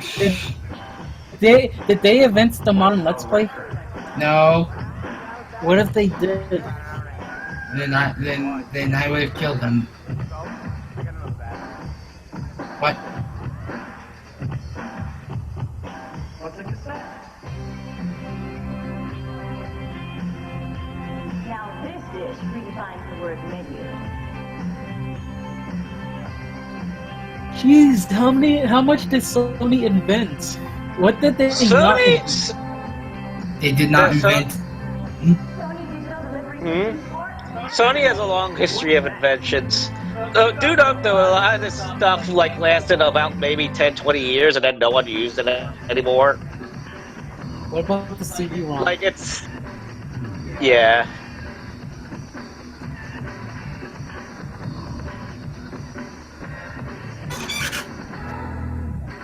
Yeah, you gotta remember, Sony was a huge company that had a lot of business ventures. And Will Smith. And Alan Trebek. And, stuff like that. And The Critic. And Wheel of Fortune. And 3D a bunch of IMAX? guys, it's words. Interactive in 3D. Big deals that don't have to Three. Took them long enough to get to the PlayStation. Yeah, I can't. What I found hard to believe is that thing came out in 1994, not 2004. Yeah, the PlayStation 1 came out in 2004. Good job, Giga. The only thing I can't believe is that the PlayStation came out in 1994, because In 1991, Sony because honestly, that looks like because the games that came out for it, those games look good for being released. appointed Al Fullison as president of this new operation. As president, Al directs worldwide operations for Sony. I don't think it probably. Sony Computer Entertainment of Europe, Sony Image, and Sony Psygnosis. CD-ROM manufacturing business. At the same time, Olaf finds time to write. Today he's written Gaster. Absolution has been published by Random. Connection might be choked. Let me try to do stuff and see what I can do to fix that. I'm not sure because honestly, I think like if it's You're scared, aren't you, Giga? no, I was like honestly, if it's cutting out like this, I think we should call it a night. Content-driven business. Yeah, I think. Well, give me a second. Do I sound better yet? Yeah. Yeah. Okay. Sorry, that was just, you know. Giga, do you want to bed or no?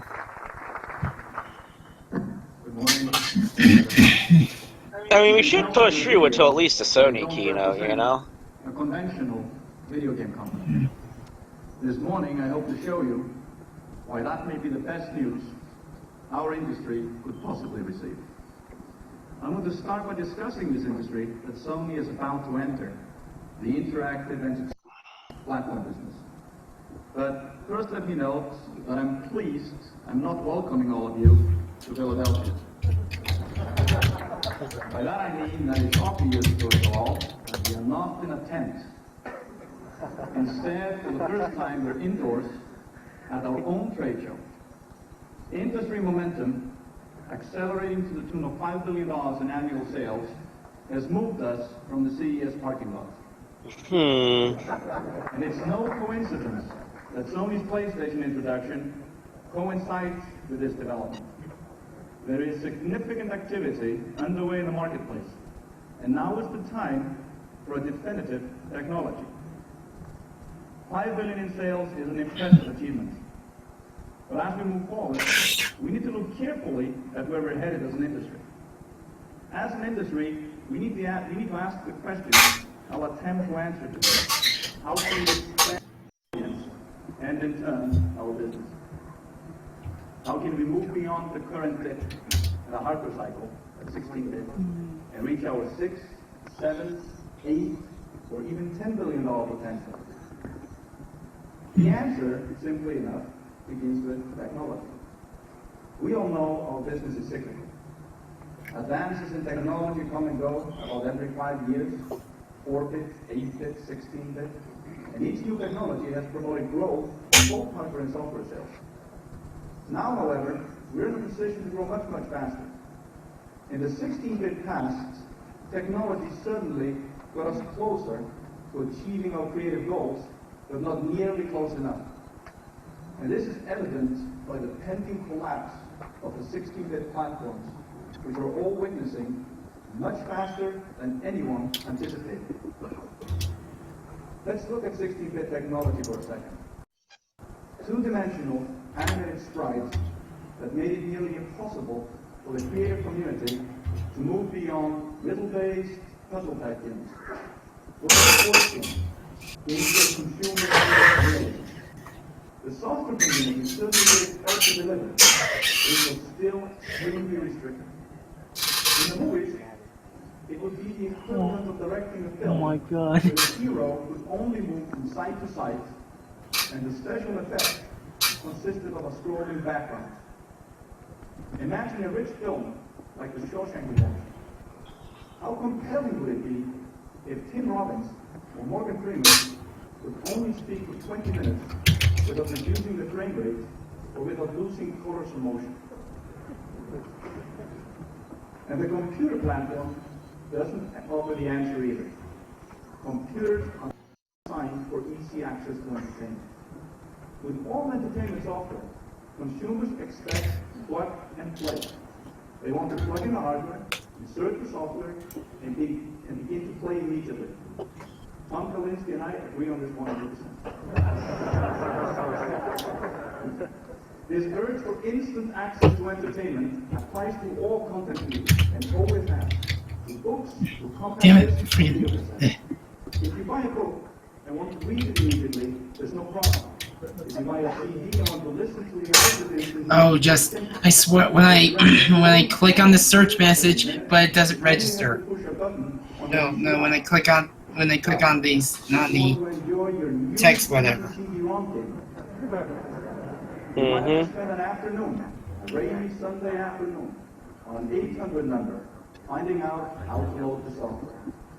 It's an extremely frustrating experience for the average consumer. The consumer wants a dedicated, game-playing platform, not a multifunction one. My point here is that our future lies in delivering easy access to enhanced entertainment driven by much, much better technology. It's the only way we keep on top of our target, the gamer. Very deleted. The gamer Deleted, yes. Delete this. That will sustain and grow his interest and attract new consumers. If it's true that entertainment consumers are demanding, then entertainment consumers are demanding. This is the beginning of this shit. You better delete it. You better delete that shit now. Tongue. It lives in a fast-moving technoscape with the soundbite and the 20-second commercial as he eats shock radio for breakfast. The internet is his lunch. But if we continue to serve him 2D scrolling games, he'll leave the table. As a result, I think I'm gonna bed. You don't mind if you catch up? I think How do we become dinner? You know, I think I should probably, hit the sack too. So you're both leaving? Yeah. Yeah. Good night. Good night. Good night, Plum. Good night, Giga. Good night. Good night, kiddo. Good night, Plum. Alright. It's a huge difference in interactive entertainment. Yeah, they're... The whole industry is going to benefit. Riley kind of left without a word a bit ago, so yeah, it doesn't seem like we have much else going on. Consistently deliver technological advances to enhance entertainment and to stimulate industry growth. we would never be working with a better technology every step of the way. Sound, color, advances in camera equipment, sound stages, special effects. Just look at the difference between King Kong and Jurassic Park. Today's audiences demand to be wowed. I'll see if I could do something about the connection problem I had before, because I think it might be related to my bandwidth. If you don't mind me BRBing for a bit. Advancing technology has always been critical to its popularity. The move to color, stereo sound, bigger screens, visual radio with the advent of MTV, VCRs added on so that TV could better deliver the movie experience in the home. TV stayed on top of the public appetite through improved technology. It's a medium that kept its audience by diversifying. So why am I talking about history? I'm doing that because the video game is, at its heart, in the entertainment business. And like the movies and television, our entertainment content grows from better hardware and better technology. Noticeably better interactive entertainment technology will free up the creative community and our content will improve. And since gamers buy the entertainment content, the rush of the experience, they'll buy more entertainment, but only if it's better. I believe we are certainly capable of advancing the industry. This $5 billion business, which many of you in this room have created in a remarkably short period of time. An industry as big as the domestic motion picture box office. And today we have the attention and the dollars of entertainment's biggest consumers, the gamers. These consumers are more inclined to buy interactive entertainment than anyone ever before. Grew up with it, and there is no adjustment curve. If you look at how movie and television entertainment improved over the years, you'll notice how much more believable the entertainment became. This is a lesson our industry must heed. Movies and television made it easier and easier for the viewers to suspend disbelief. Viewers encountered technology which became more invisible to them. The technology delivered a more seamless experience, which ultimately became more involving entertainment. Pre-next generation game technology still makes it impossible for the gamer to suspend disbelief. The digital kid will not get immersed in a 2D world with substandard graphics, animation, and sound. We've got to get him pulled into the game, to the story, and to get him immersed. This is the immersive entertainment I alluded to earlier. PlayStation, superior technology, was developed to deliver an immersive, totally absorbing entertainment experience. Sony is a company dedicated to delivering better entertainment through better technology. And we've long been an innovator on both ends of the entertainment pipeline. We invented the transistor radio, portable music with the Walkman, the camcorder, the VCR, and the beginnings of the digital era with the compact disc. Everything we do is entertainment. From all sectors of consumer electronics, to motion picture studios, music labels, TV series, home video, movie theaters. And all of this heritage has been invested in the PlayStation. The technology and entertainment will deliver with the PlayStation a mainstay and not ancillary to any other businesses. Sony's commitment to the future of interactive entertainment, where hardware and software come together.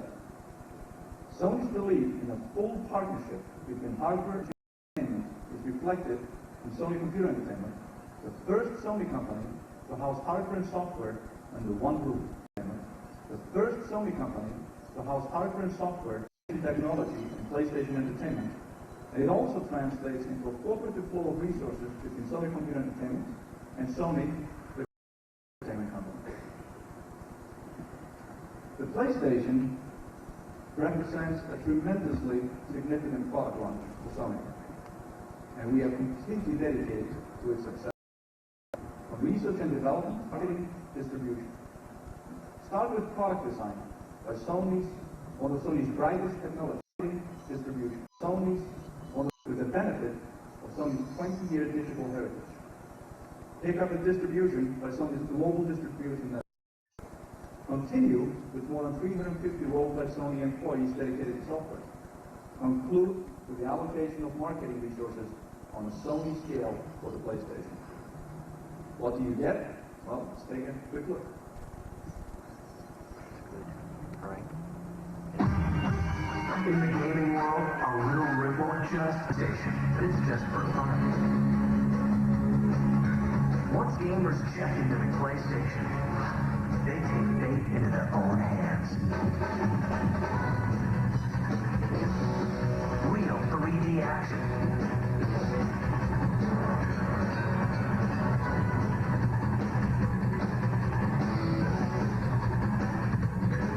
Multiple views, incredibly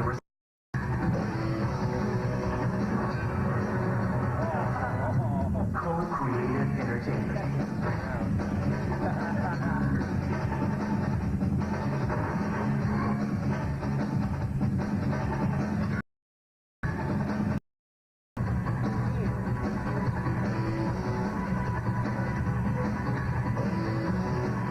From the world's best game developers. From the world's best game developers. You're there. First-person gaming from the company that's always first in entertainment technology. Sony PlayStation. Intimate.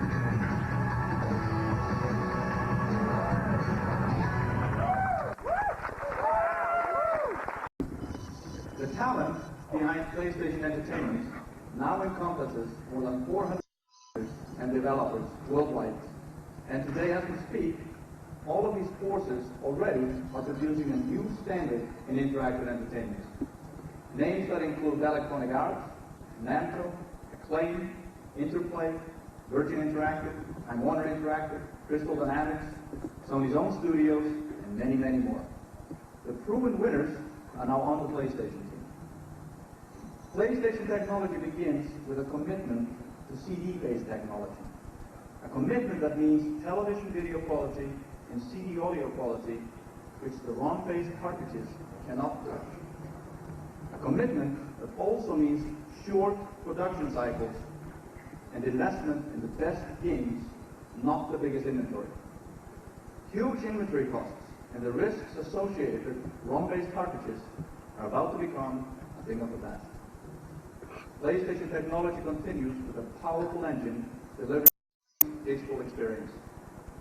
Multiple processors that carry the power of 500 million instructions per second, the same power found in high-end workstations.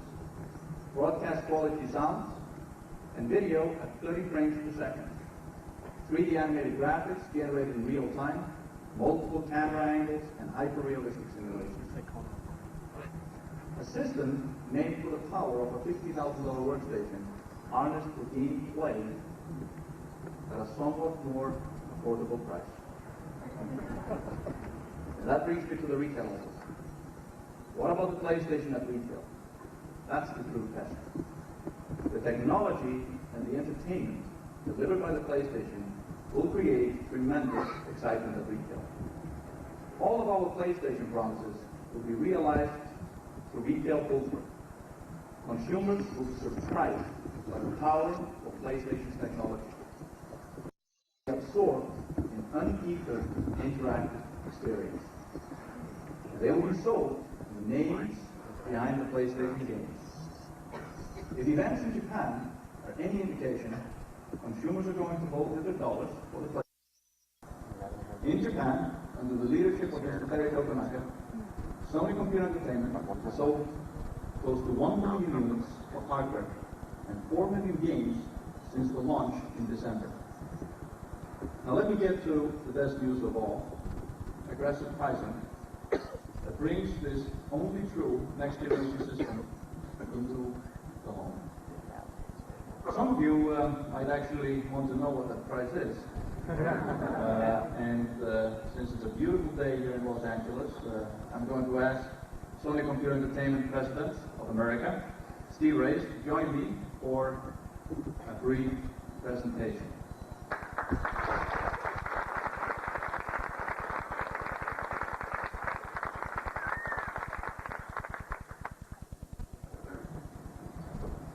$2.99.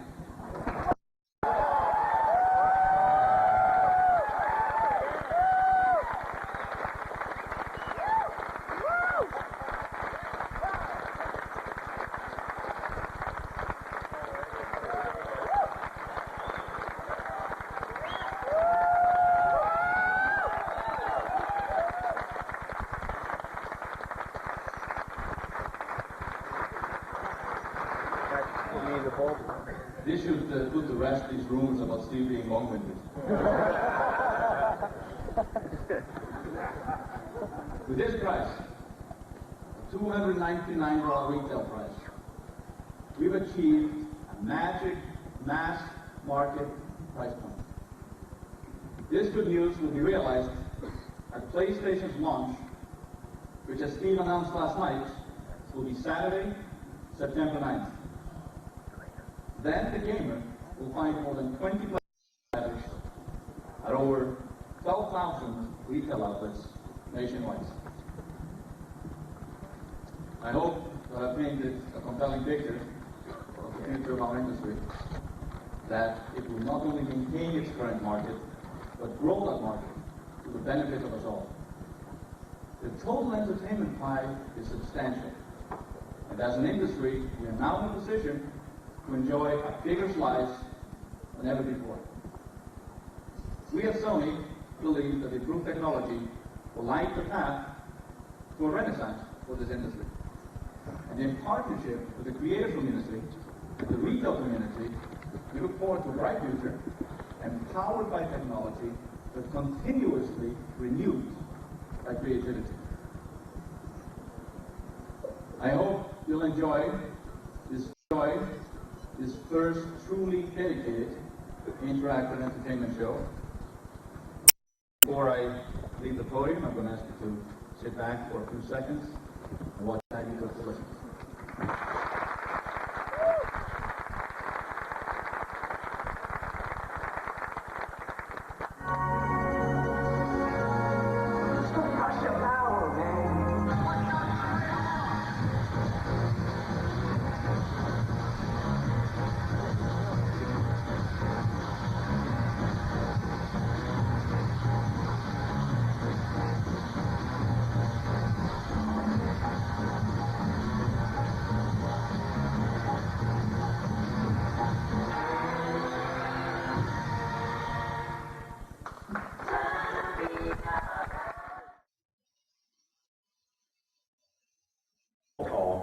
University of California School of Law. Ladies and gentlemen, please join me in welcoming Howard Lincoln.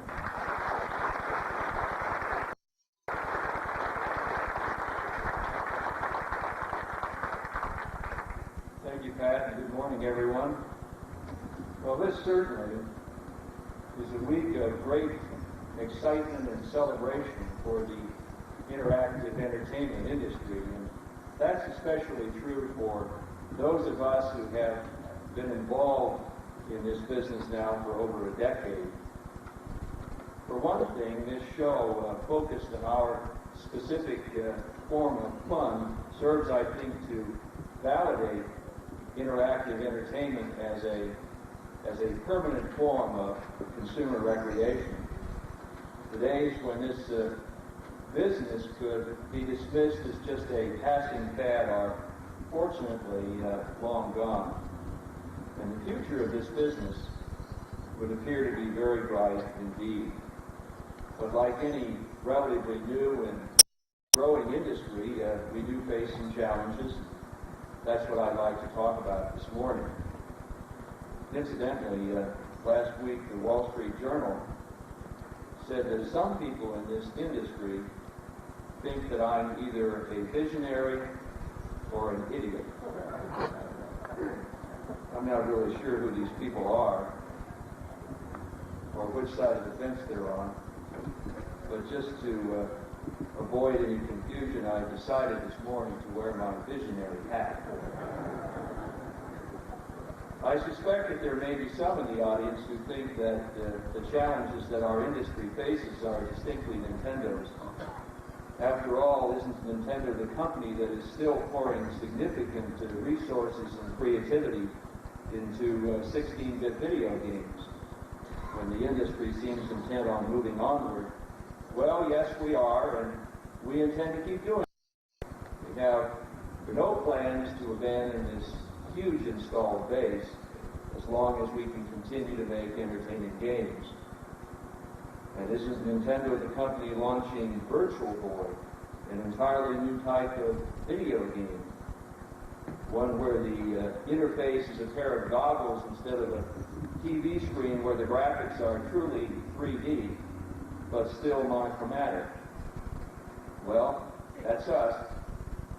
We're confident that game players are going to love not only this new entertainment experience offered by Virtual Boy, but that they'll especially like the suggested retail price of $179.95 for this 32-bit experience with the game packed in.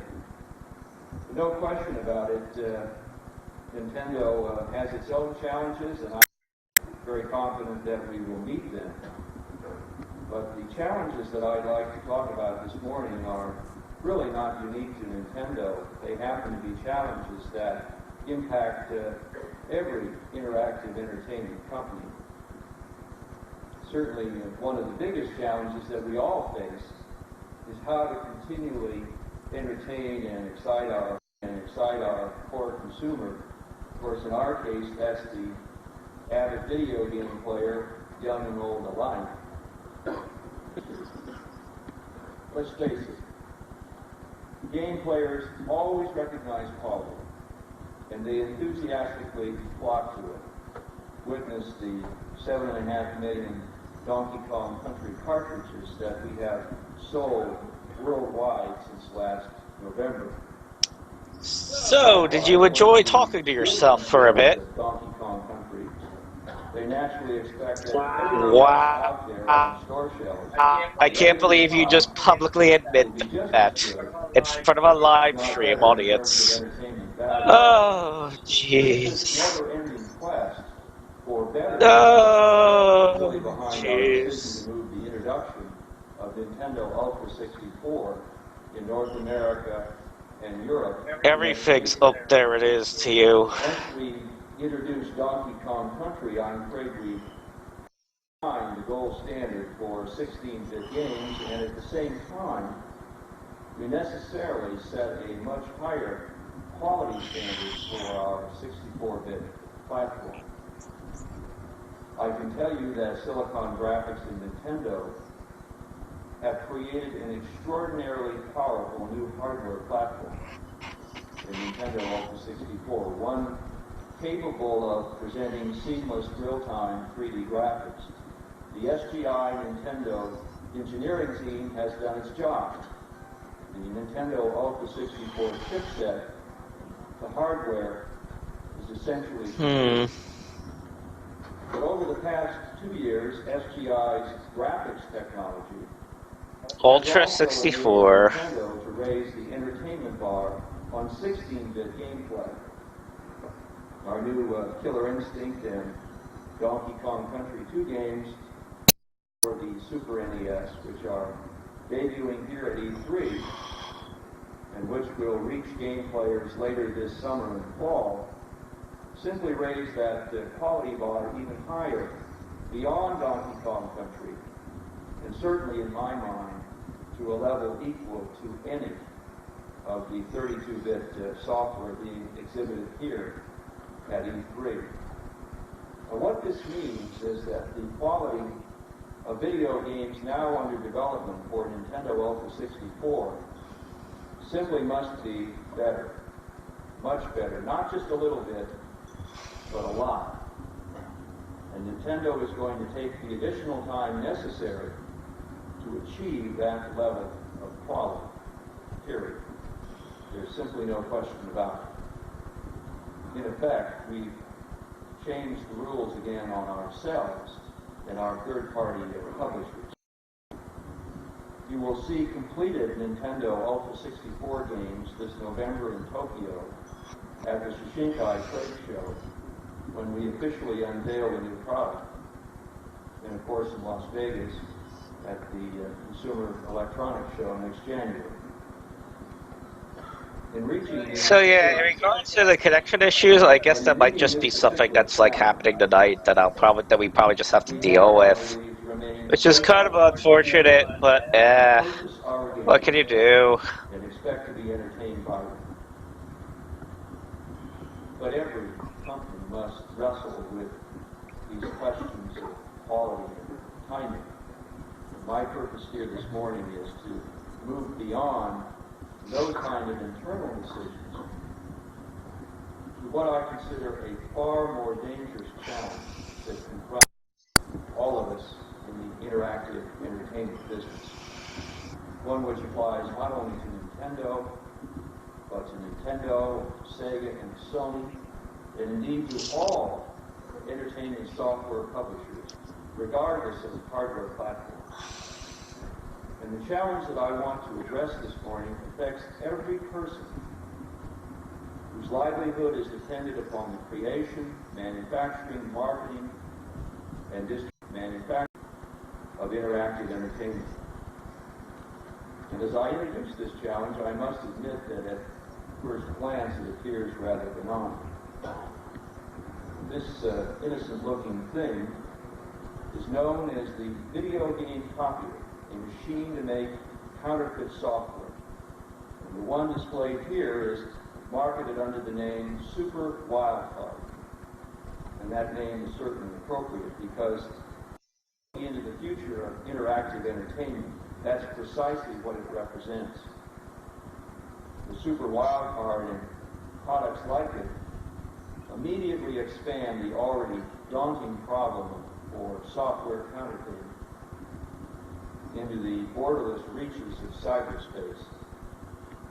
And there, the prospects for protecting our businesses, for protecting our employees, for protecting the products of our imagination are downright chilling. But before we move into that future, let me start by talking about what exists today.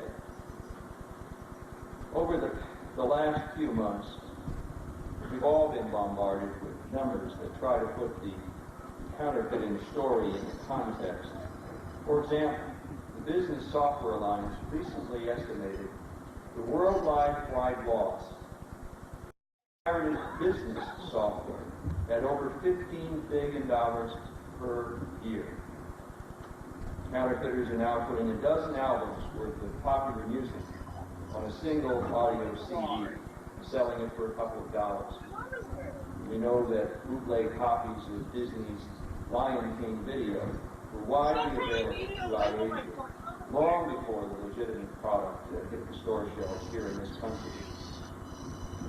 But I want to concentrate solely on the impact of counterfeiting to our interactive entertainment industry.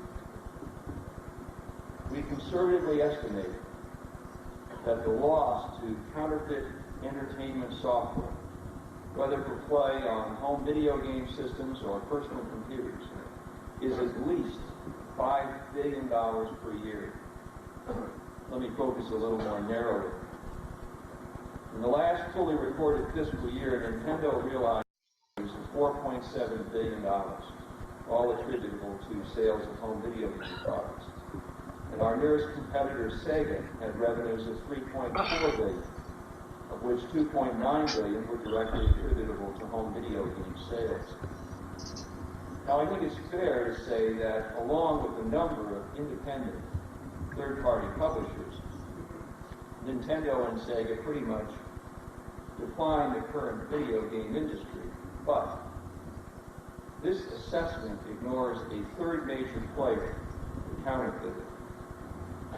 Worldwide revenue losses to Nintendo and its third-party publishers last year alone from all pirated activity came to approximately $2.5 billion, and I suspect that Sega had comparable losses.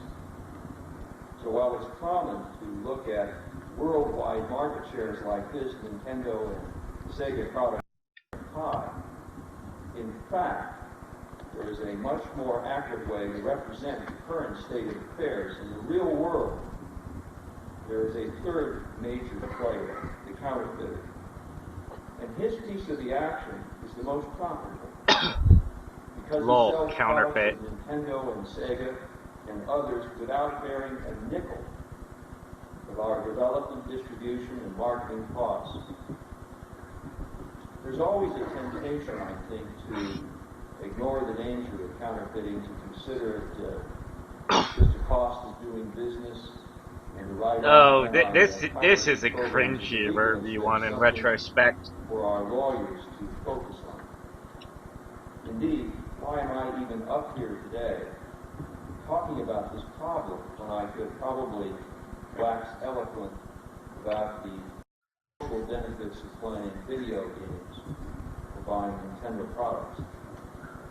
Well, I'm here today because I happen to think that it's absolutely essential that we talk about this problem.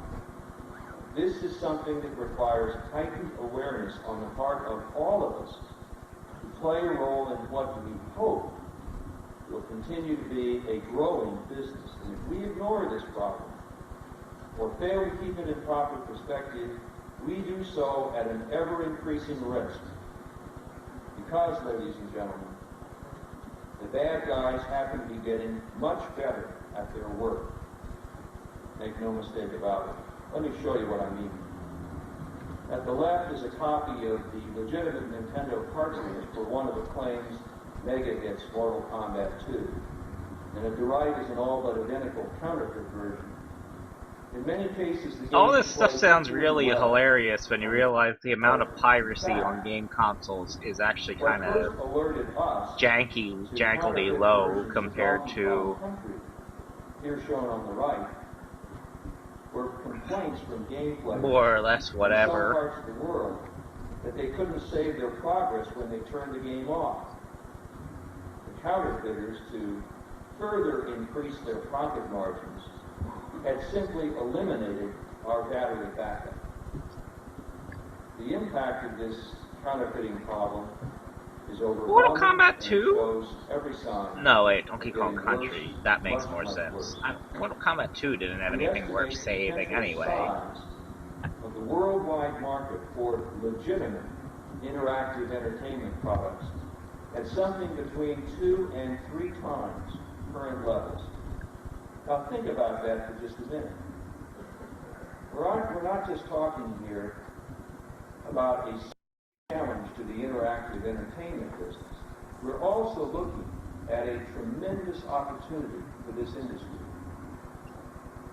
Just imagine what it would be like if we could market legitimate entertainment software in places like China, Southeast Asia, India, the Middle East, Russia, and Eastern Europe.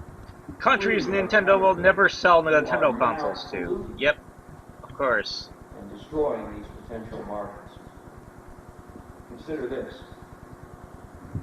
The Software Publishers Association recently compiled a list of nations with the most egregious counterfeit markets. Here are the 4 worst offenders. Of all of the software currently in existence in India, 87% is counterfeit. Thailand, the percentage exceeds 90%. The former Soviet Union, 95%. And in the People's Republic of China, virtually every software program in a nation of over 1 billion people was stolen from its rightful owner. In fact, in China, counterfeiting has actually become a growth industry. Combined, these 4 nations that I've just listed are home to more than 2.3 billion human beings, or 44% of the world's population. And many of the people in these countries are now, or will soon be able to afford our entertainment products. So if you believe that the interactive entertainment industry is healthy now, think what it could be like if it existed as well inside of the borders of just these 4 additional nations. And that, it seems to me, should be our goal, to expand our legitimate business into these new markets. But the impact of counterfeiting is more than just the corporate bottom line. Right now, the clear majority of all software is created right here in the United States And the growth of counterfeit software undeniably threatens the jobs of hundreds of thousands of Americans who directly create and market software, including a number of people in this room and many here at E3. Well, how do we deal with this problem? At Nintendo, we've been trying to answer that question now for over a decade. And the experience we've obtained has taught us a few things. As we see it, effective deterrence in any country requires at least three things. First, there must be laws which fully protect creators of intellectual property. Second, the will and ability to enforce those laws must exist, and that means both stringent customs work and constant, diligent law enforcement. I must tell you that we at Nintendo regard the work of the U.S. Trade Representative's Office under the leadership of Ambassador Mickey Cantor as the single most effective means right now of ridding this planet of counterfeiters. But the protection of intellectual property around the world should not be the responsibility of the U.S. government alone. It seems to me that all governments need to recognize that there is no safe haven, and there should be no safe haven for pirates, whether they board ships as in the old days or manufacture fake products in violation of somebody else's property rights. And it doesn't stop just with governments. Unless industry as well is a full and active participant, and I mean time and money from every viable company within an industry, enforcement will fail. And in the case of the interactive entertainment industry, it means that relying on Nintendo or Sega alone to fight video game counterfeiting just will not cut it. Every company here, every company at E3, big and small, must do its share in one way or the other. Finally, deterrent number 3 would seem to be the easiest. Simple understanding. But in some ways, it's the most difficult. I suspect that some governments may actually see short-term economic gain in counterfeiting and either condone or actually support it. What they fail to realize is that in the long term, severely hampering the birth of a native information and entertainment software industry within their borders.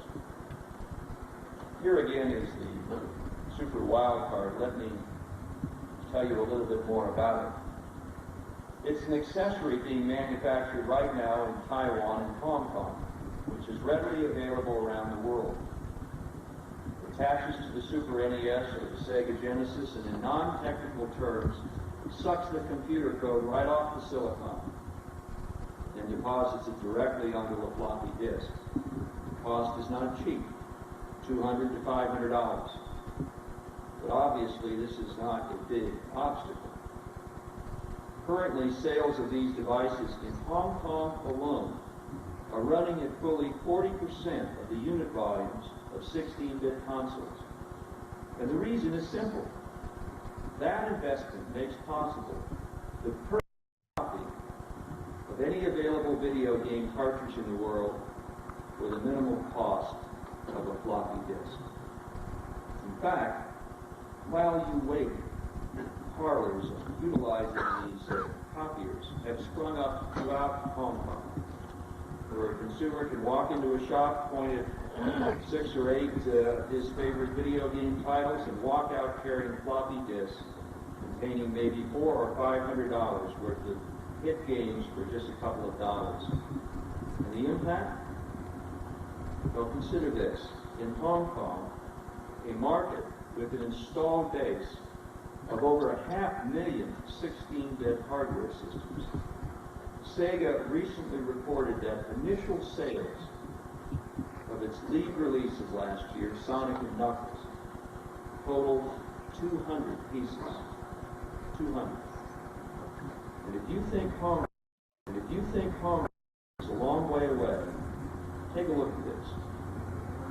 Here's an advertisement in a current issue of a U.S. magazine, a well-respected U.S. magazine, offering, and I quote, and on video game systems that hook up easily to existing systems, end quote. The payoff, according to this ad, parents and players rejoice. Pay 60 cents a game, not $60. Rejoice indeed. What this device represents is the explosion of video game counterfeiting into the limitless, borderless, and all but lawless reaches of cyberspace.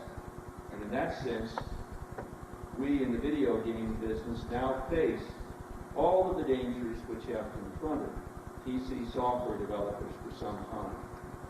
If you like it or not, our software is posted on network bulletin boards as soon as it comes to market.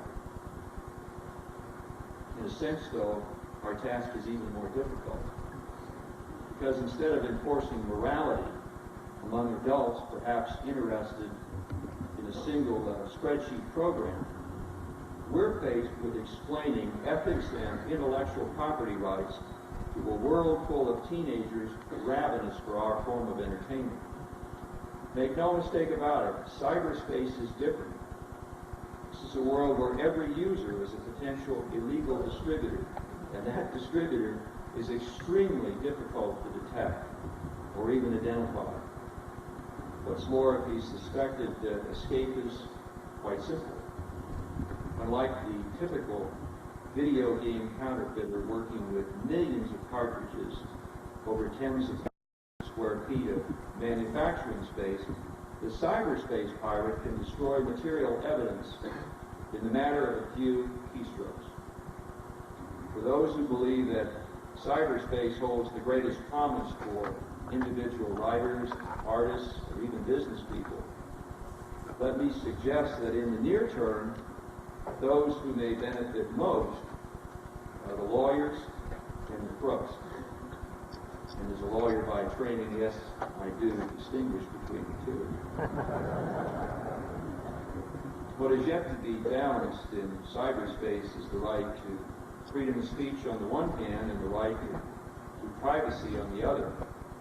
And it's here in this matter of understanding that the greatest challenge lies. Because unfortunately, for many on the internet, it would appear that the right of privacy is interpreted differently, depending upon whose privacy is being. On the part of the individual, privacy is seen as an absolute right.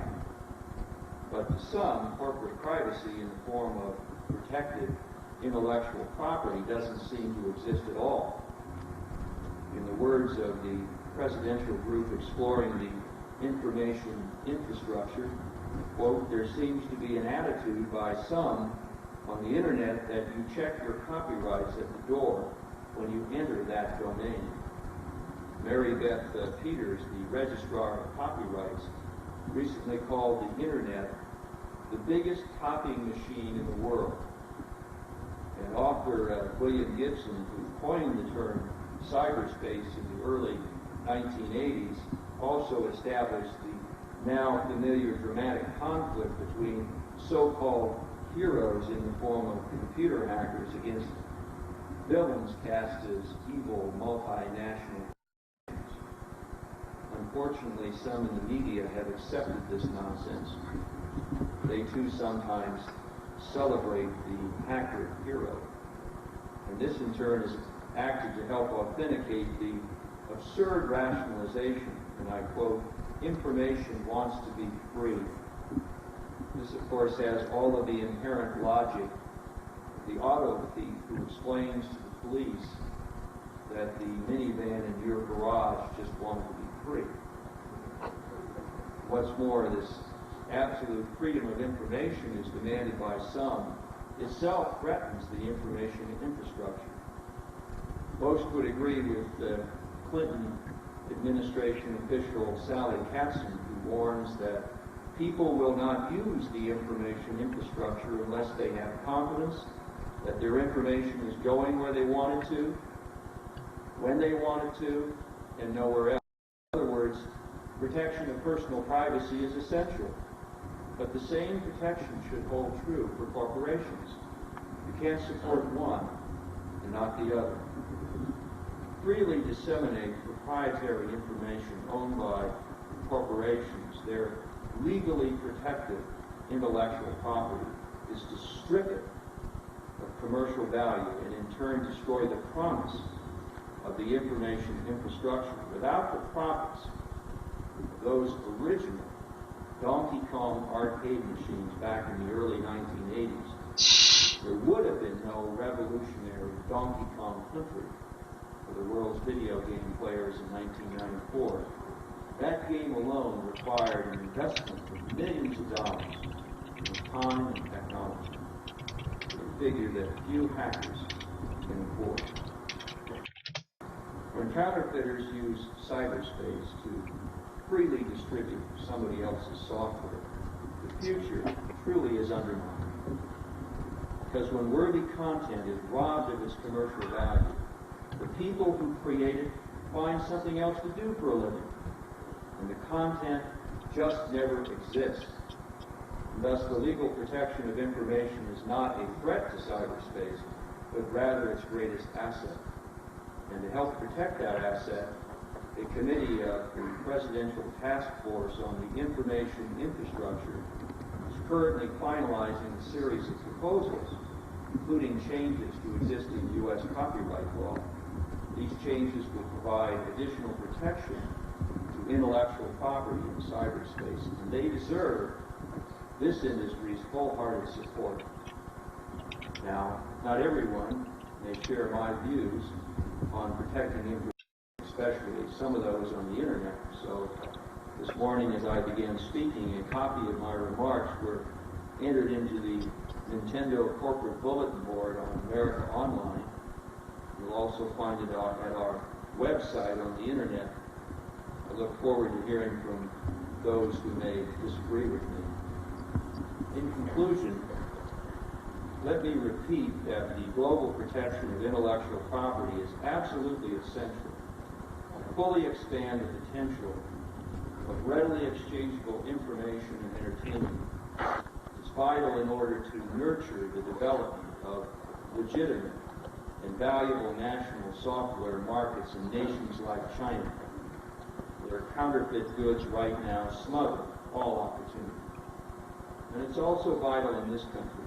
Today, in the U.S., thousands of small companies are struggling with success in the emerging field of multimedia.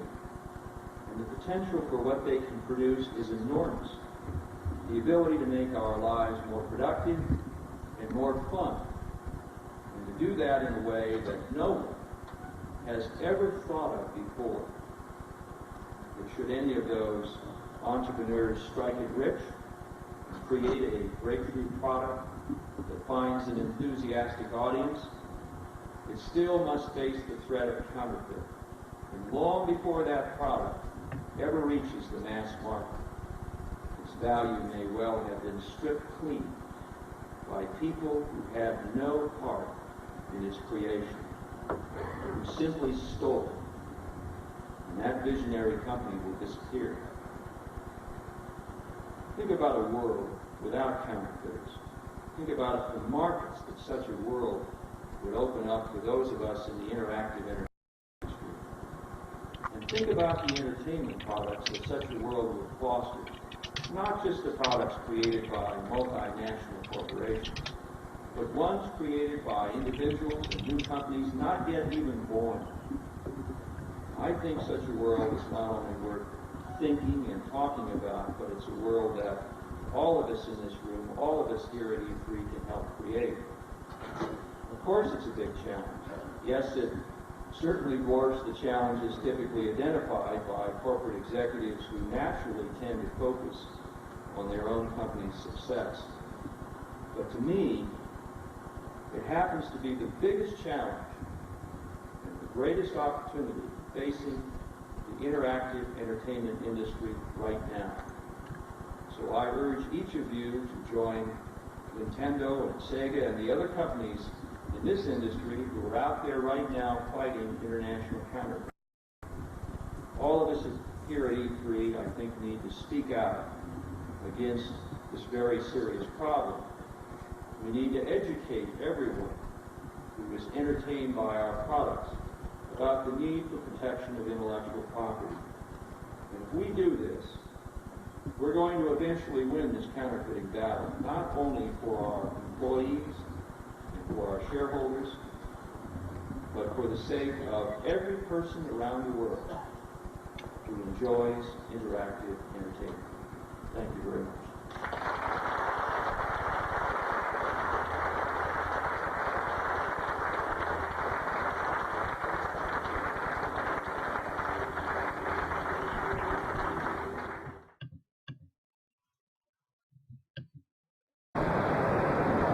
Right, I think I'm stopping the stream here. That was a bit too much cringe for me. I'll see you all sometime later. Maybe with a game. Oh dear, that Rayman. That Rayman. But yeah. Signing off. Good night.